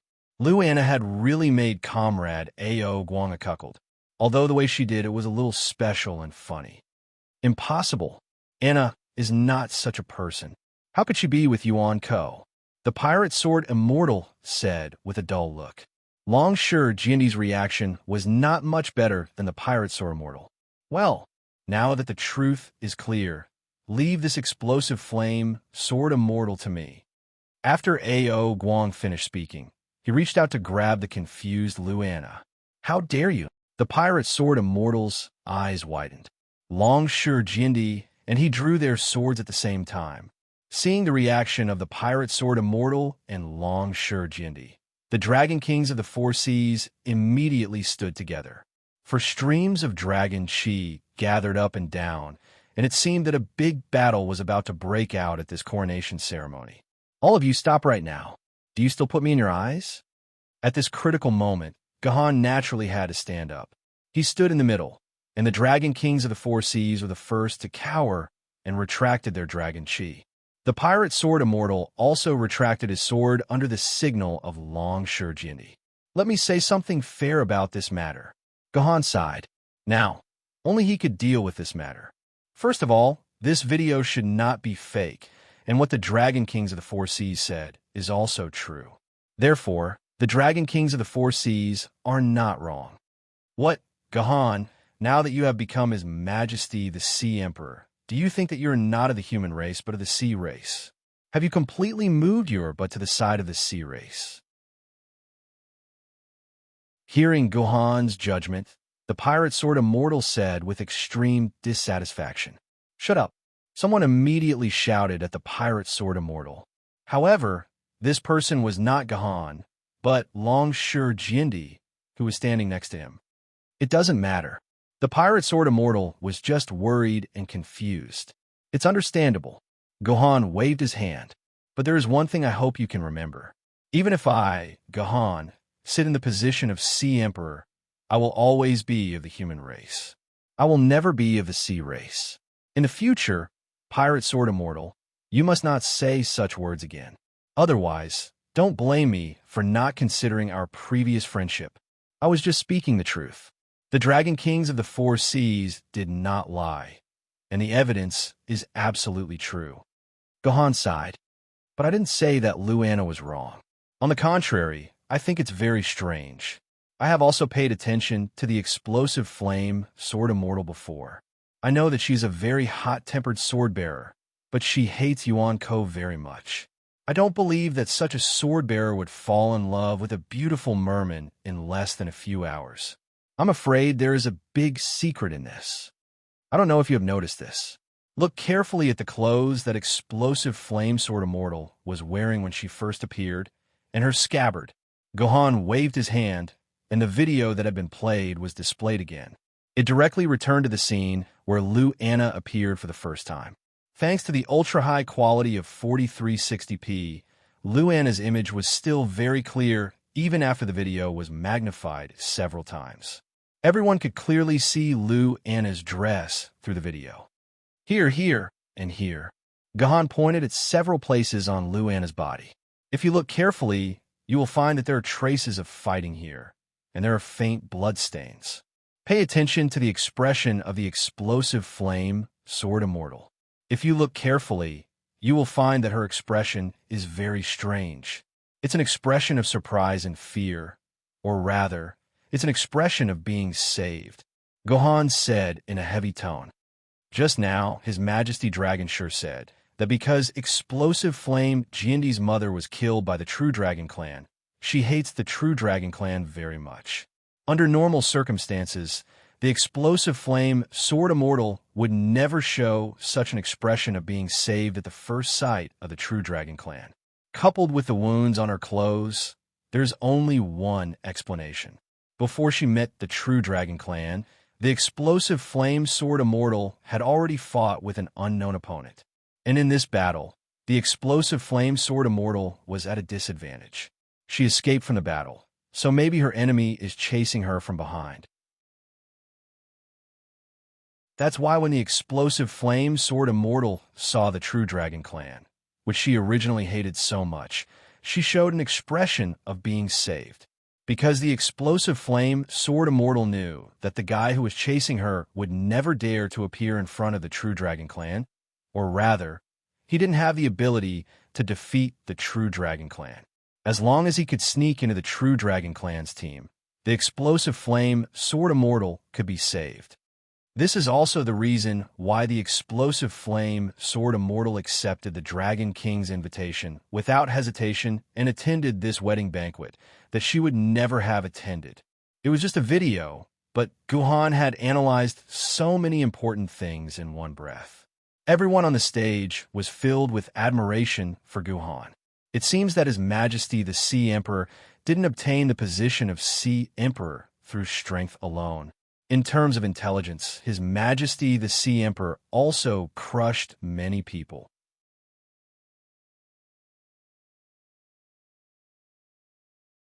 Chapter 1263. Then how do you explain this woman's behavior of cheating on my elder brother?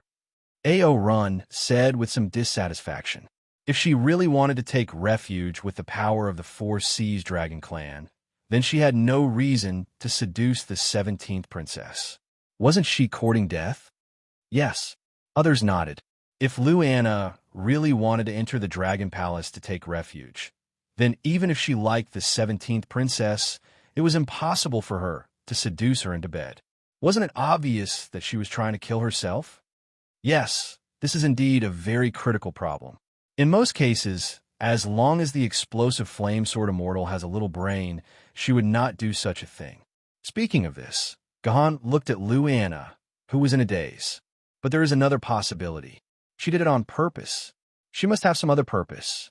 She must have the help of the 17th princess, Dragon King of the East Sea. Where is the 17th princess now? Gohan seemed to have thought of something and immediately asked the Dragon King of the East Sea. He said he was too ashamed to stay in the Dragon Palace, and I didn't want to see him in the Dragon Palace anymore, so we broke off the engagement. A few days after that, he returned to Mermaid Island. Now he should still be on Mermaid Island. The Dragon King of the East Sea replied, "That's right. If I'm right, the explosive flame sword immortal must have left some important things and clues in the hands of the Mermaid Princess. If we can find him and ask him face to face, maybe we can solve the mystery." Gohan said thoughtfully, "I'll go now." As soon as Gohan's voice fell, the pirate sword immortal could not hold back anymore. Without saying anything, he directly carried Luanna in his arms and instantly opened the void door. In the blink of an eye, they disappeared into the void. What? She escaped just like that? This is too much. Seeing Luanna disappear, the Dragon King of the West Sea, Ao Ron, suddenly said with dissatisfaction, "Sorry, the 4 Dragon Kings also know that the pirate sword immortal is like this. Moreover, Anna has lived with him since childhood, and her relationship with him is equivalent to that of his own daughter. It's understandable that he would be so excited. Please don't take it to heart, Dragon Kings." Longsure Jindy forced a smile and spoke on behalf of the pirate sword immortal. "Let's just let this matter rest. I have a feeling that there's a huge conspiracy behind the explosive flame sword immortal. This scheme might even affect the Dragon Palace of the 4 Seas." Gohan's face turned grave, and he said to Ao Run, "West Sea Dragon King, do you still remember what happened to Ao Guang? Your Majesty, are you talking about Ao Guang being ambushed by his friend?" Ao Run froze for a moment. "Speaking of which, I still have to thank your Majesty's elder sister. Otherwise, that unfilial son of mine would have already been skinned and his tendons pulled out. I'm afraid this isn't as simple as a sneak attack. I'm afraid there's a hidden force behind this, and they're plotting something." At this point, Gohan looked around at all the humans and members of the Dragon Clan and said solemnly, "I'm afraid there are people from that force hiding among us. Not good." Gohan's expression suddenly changed, and he immediately said to Longsure Jindy, "If there are really people hiding here, I'm afraid they already know about the explosive flame sword immortal. On the way to Mermaid Island, the pirate sword immortal will probably encounter great danger. East Sea Dragon King, this is your territory. I'll have to trouble you to check if there are any members of the Sea Clan or humans who left after the pirate sword immortal left." Gohan immediately said to the East Sea Dragon King, "I understand." The East Sea Dragon King immediately walked down. "That's impossible. With the strength of the pirate sword immortal, among the universe rank and Ian rank Yuan Ko, no one is a match for the pirate sword immortal." Longsure Jindy said with some hesitation, "Don't forget, the explosive flame sword immortal is also a sword immortal rank sword wielder, but she ended up like this.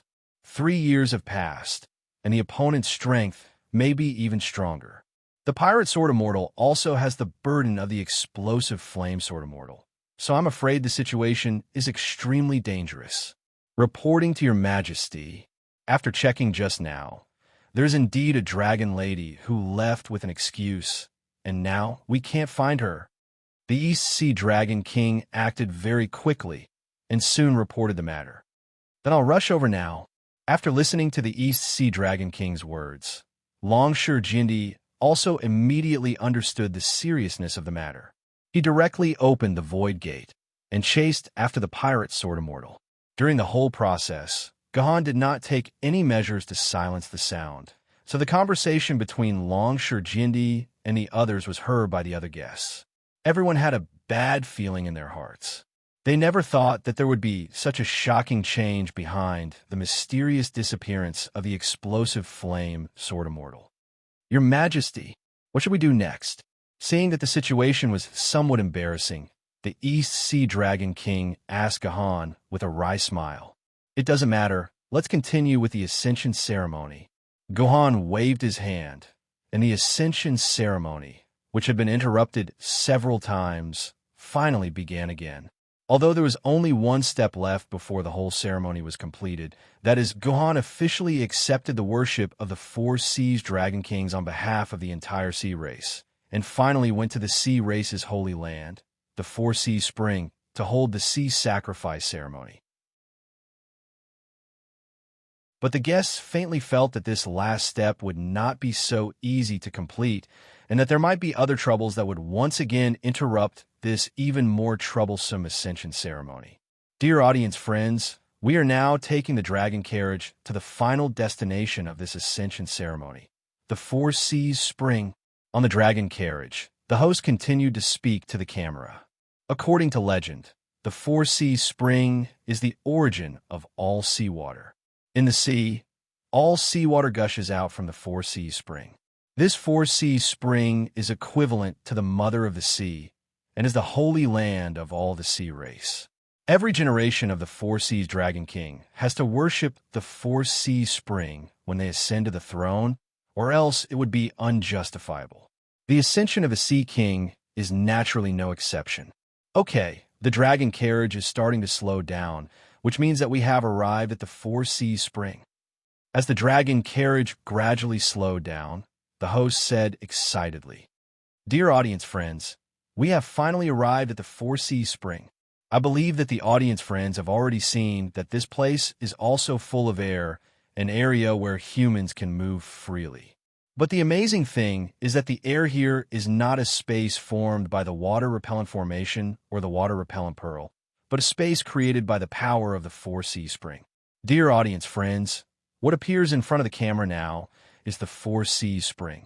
This is the first time in history that the Four Seas Spring has appeared in front of us ordinary people. Since ancient times, except for a few immortal sword-wielders in Jiendi, no one has ever seen the Four Seas Spring with their own eyes. This is the most precious information. We are so lucky to be able to live in this era. Oh my God, this is really amazing. It's so beautiful," the host said in a carefree manner. So this is the Four Seas Spring. When Gahan saw the Four Seas Spring for the first time, he was completely shocked by this amazing scene. Just like the Four Seas Spring's name suggested, it really was an eyeball, but an extremely large eyeball. The entire eyeball was as large as a small mountain.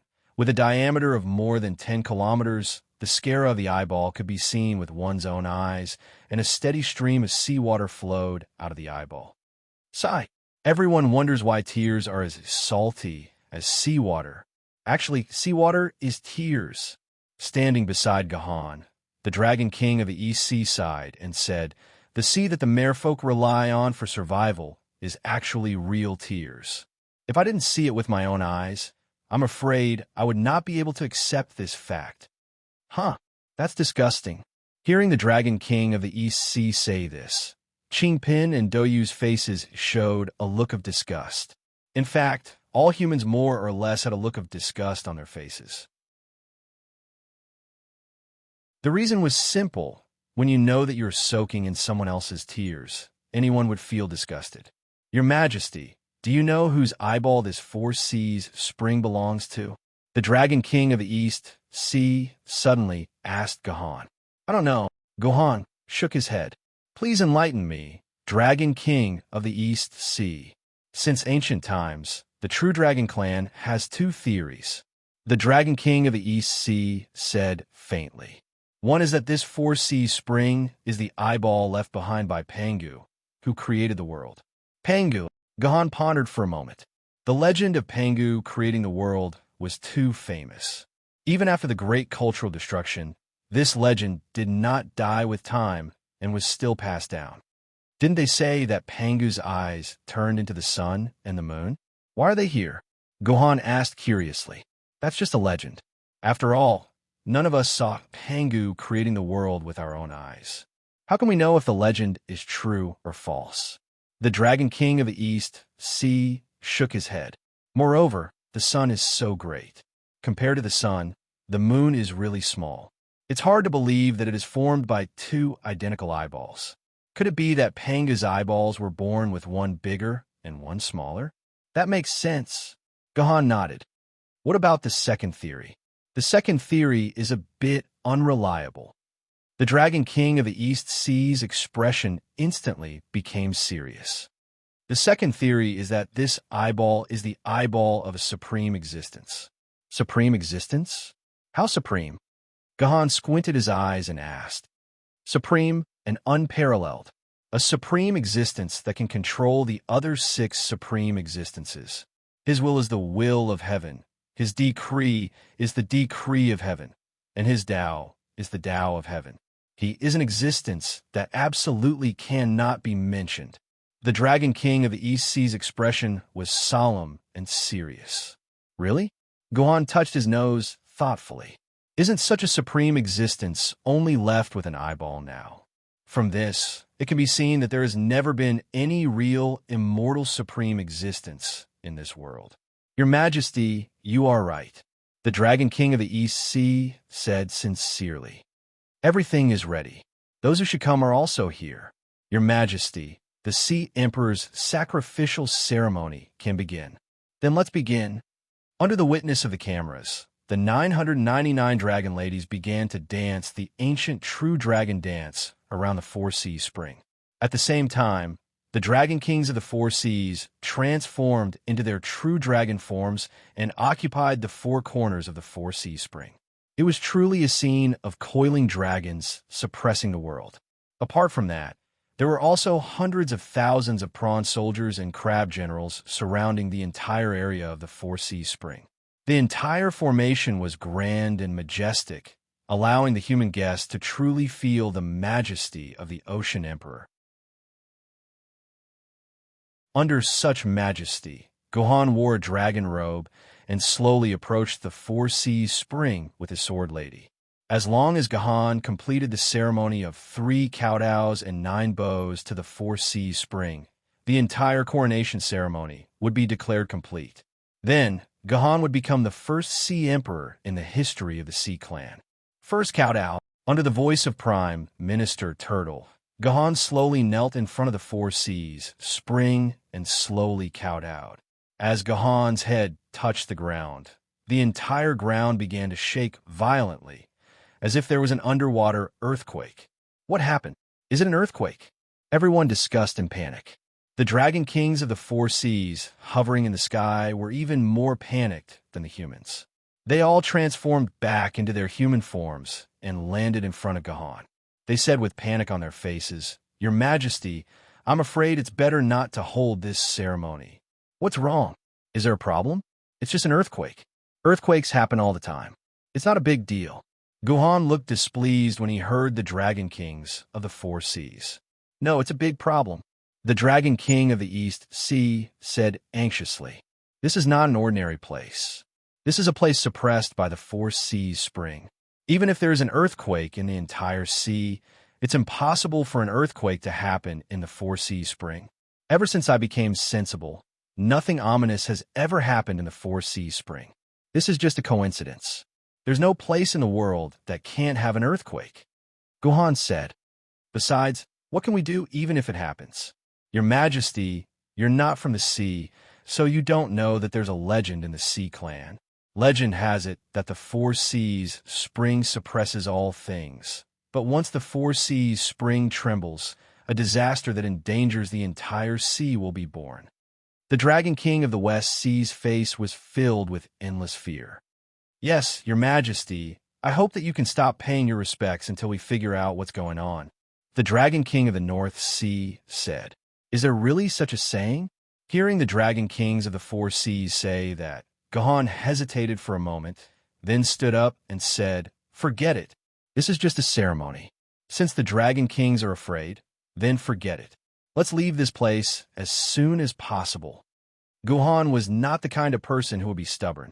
The reason why he could become the Sea Emperor was that the Dragon Kings of the Four Seas were willing to support him. In other words, Gohan's position as the Sea Emperor was built on the Dragon Kings of the Four Seas, not on the Four Seas Spring. Since the Dragon Kings of the Four Seas had clearly stated that they did not want Gohan to continue paying his respects. There was no need for Gahan to force him to pay his respects. This would instead leave a grudge between him and the Dragon Kings of the Four Seas. Anyway, Guhan's goal of establishing his dominance in front of the human race had been achieved. It did not matter whether this ceremony was held or not. "Thank you for your understanding, Your Majesty," the Dragon Kings of the Four Seas said happily. They were afraid that Gahan would be stubborn. If that happened, they really would not be able to do anything to Gahan. "Let's go." Gahan gestured to the sword ladies behind him and prepared to leave. Wait! At that moment, a person that Gahan did not expect suddenly blocked in front of Gahan.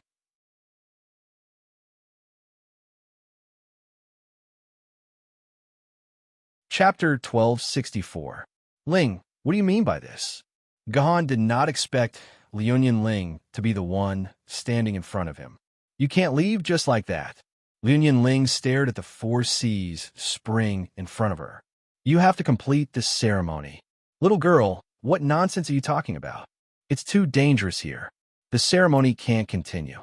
"Your Majesty, we have to leave this place." The Four Sea Dragon Kings tried to persuade Gahan anxiously. Gahan took a deep breath and said slowly, "Let's go."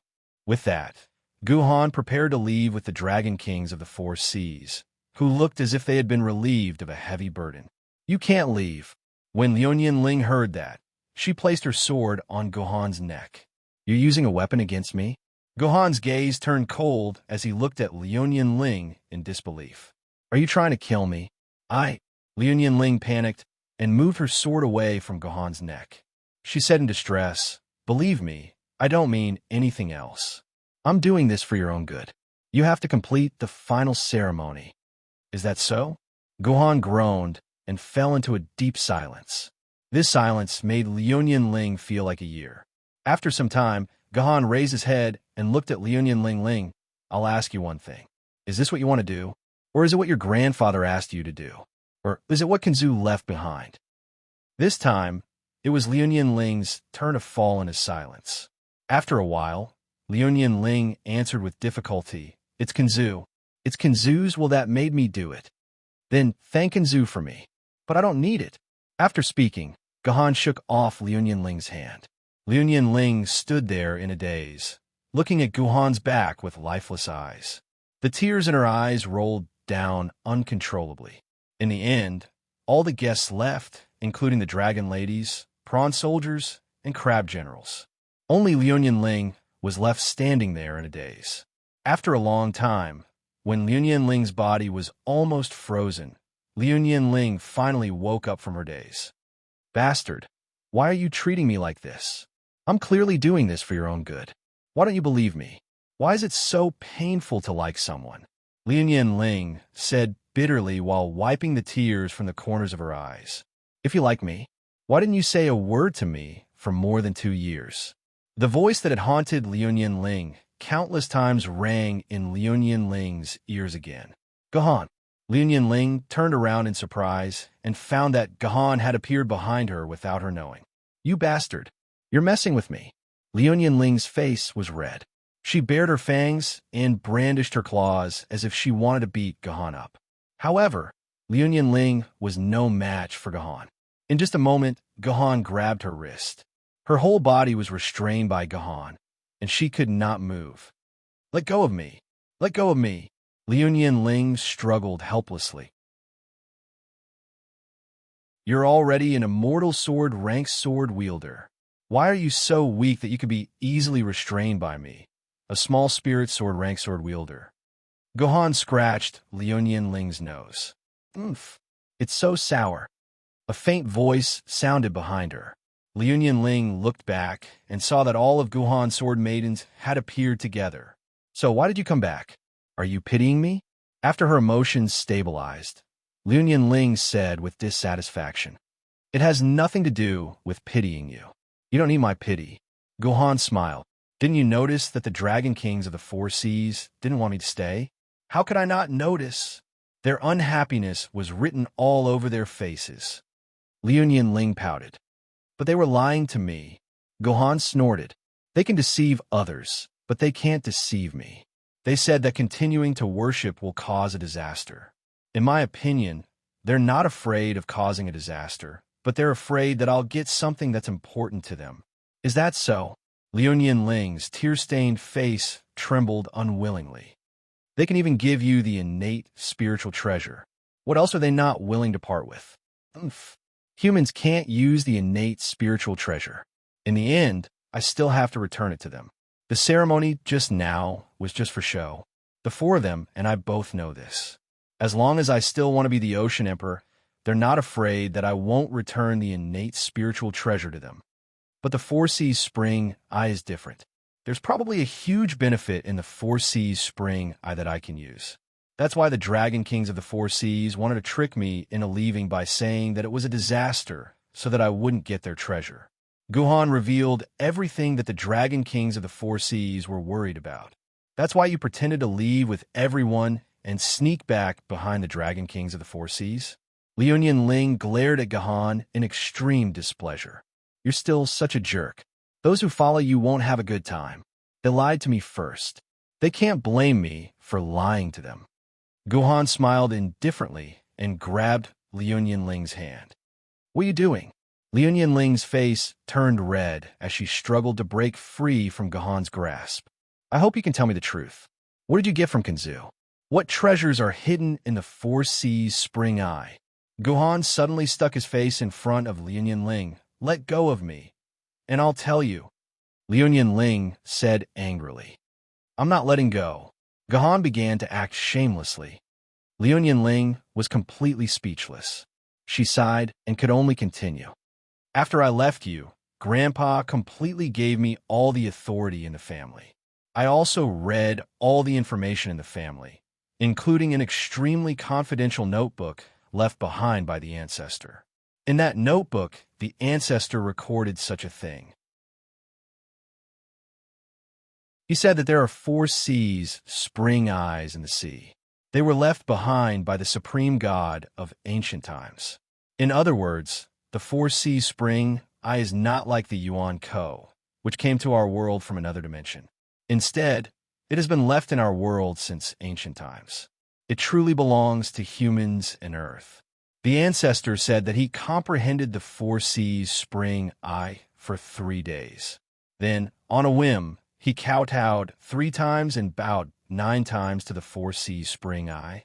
In the end, the 4 seas spring eye changed drastically and revealed the yin-yang lock.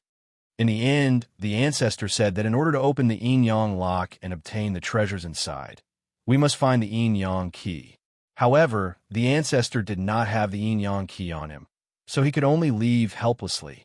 He left behind a notebook to tell us about this matter. Our Liu clan tried hard to find the yin-yang key, but after 1,000 years, we did not find anything. This matter has always been hidden in the ancestor's notebook.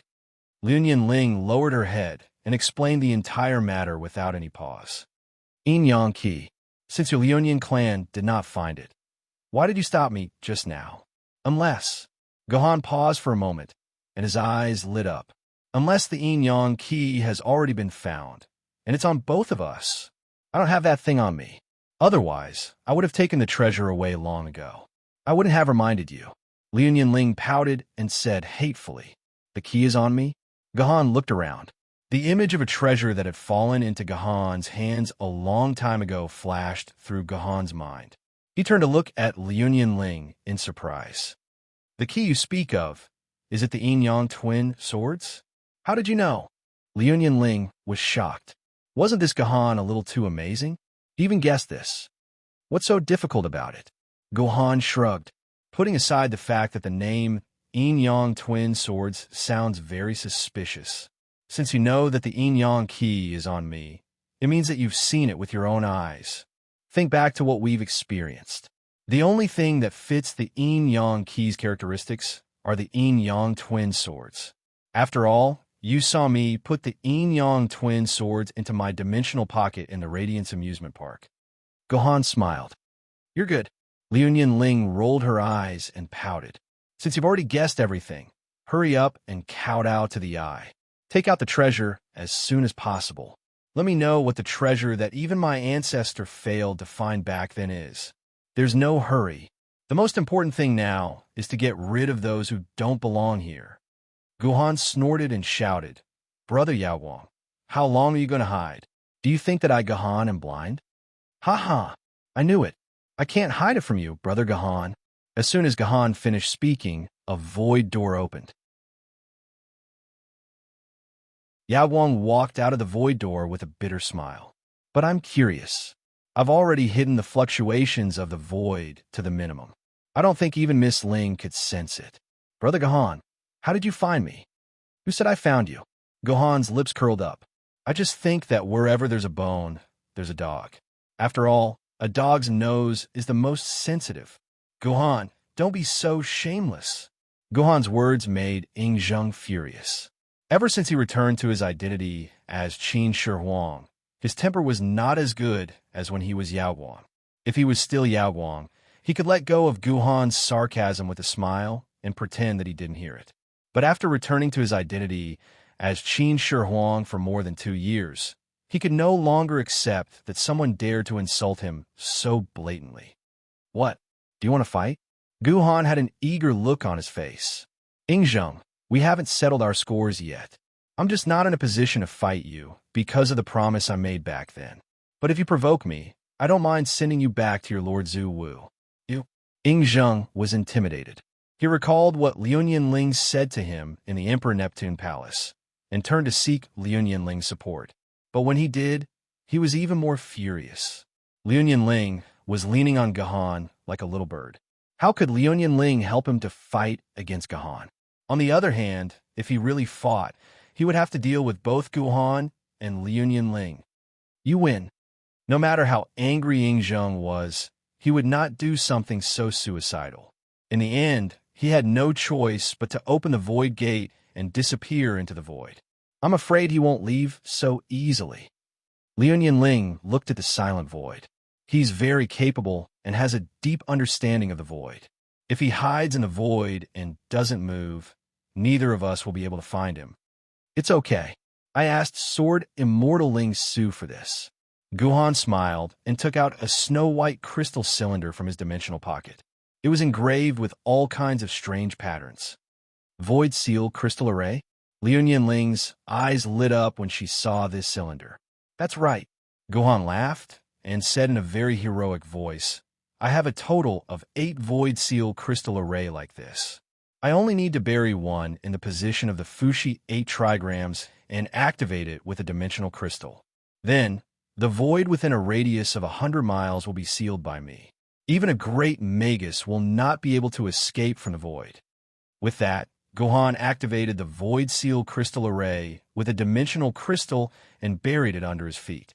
At the same time, he could feel the nearby void tremble slightly. Guhan, you're ruthless.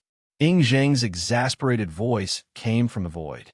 It seemed that this guy was indeed as Gahan and Liu Yanling had feared.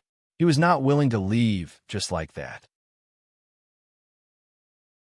Instead, he was hiding in the void, trying to find an opportunity to launch a sneak attack. If he did not leave the area before the 8 array discs were completed, then Ying Zheng would be in big trouble. He would have to pay a huge price to escape from the sealed void. Hearing this, he did not dare to continue hiding here. He could only reluctantly escape from the area of the Void Seal Array. That annoying guy is finally gone.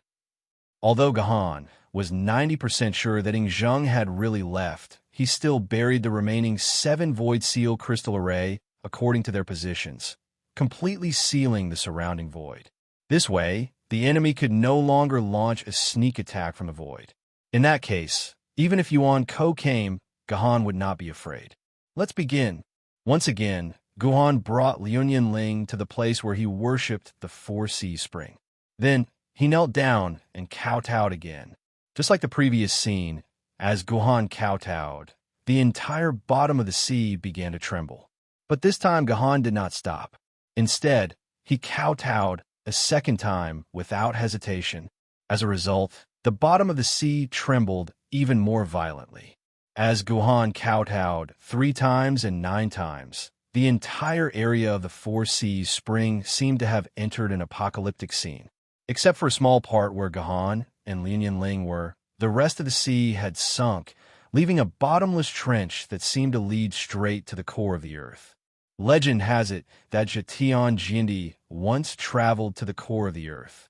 If I have the chance, I also want to tour the core, Gohan said with interest as he looked at the bottomless trench beside him. You'd better finish the last kowtow. Liu Ling rolled her eyes at Gohan. Gohan laughed and kowtowed for the 9th time. In the next second, the 4C spring, which was still crying, instantly stopped crying. At the same time, part of the spring that was covered by the tears shrank inward, and finally a small passage that could accommodate a few people was opened up. You're tuning into the Warrior Lore YouTube channel. Don't forget to subscribe and join us on this journey to catch the most captivating stories.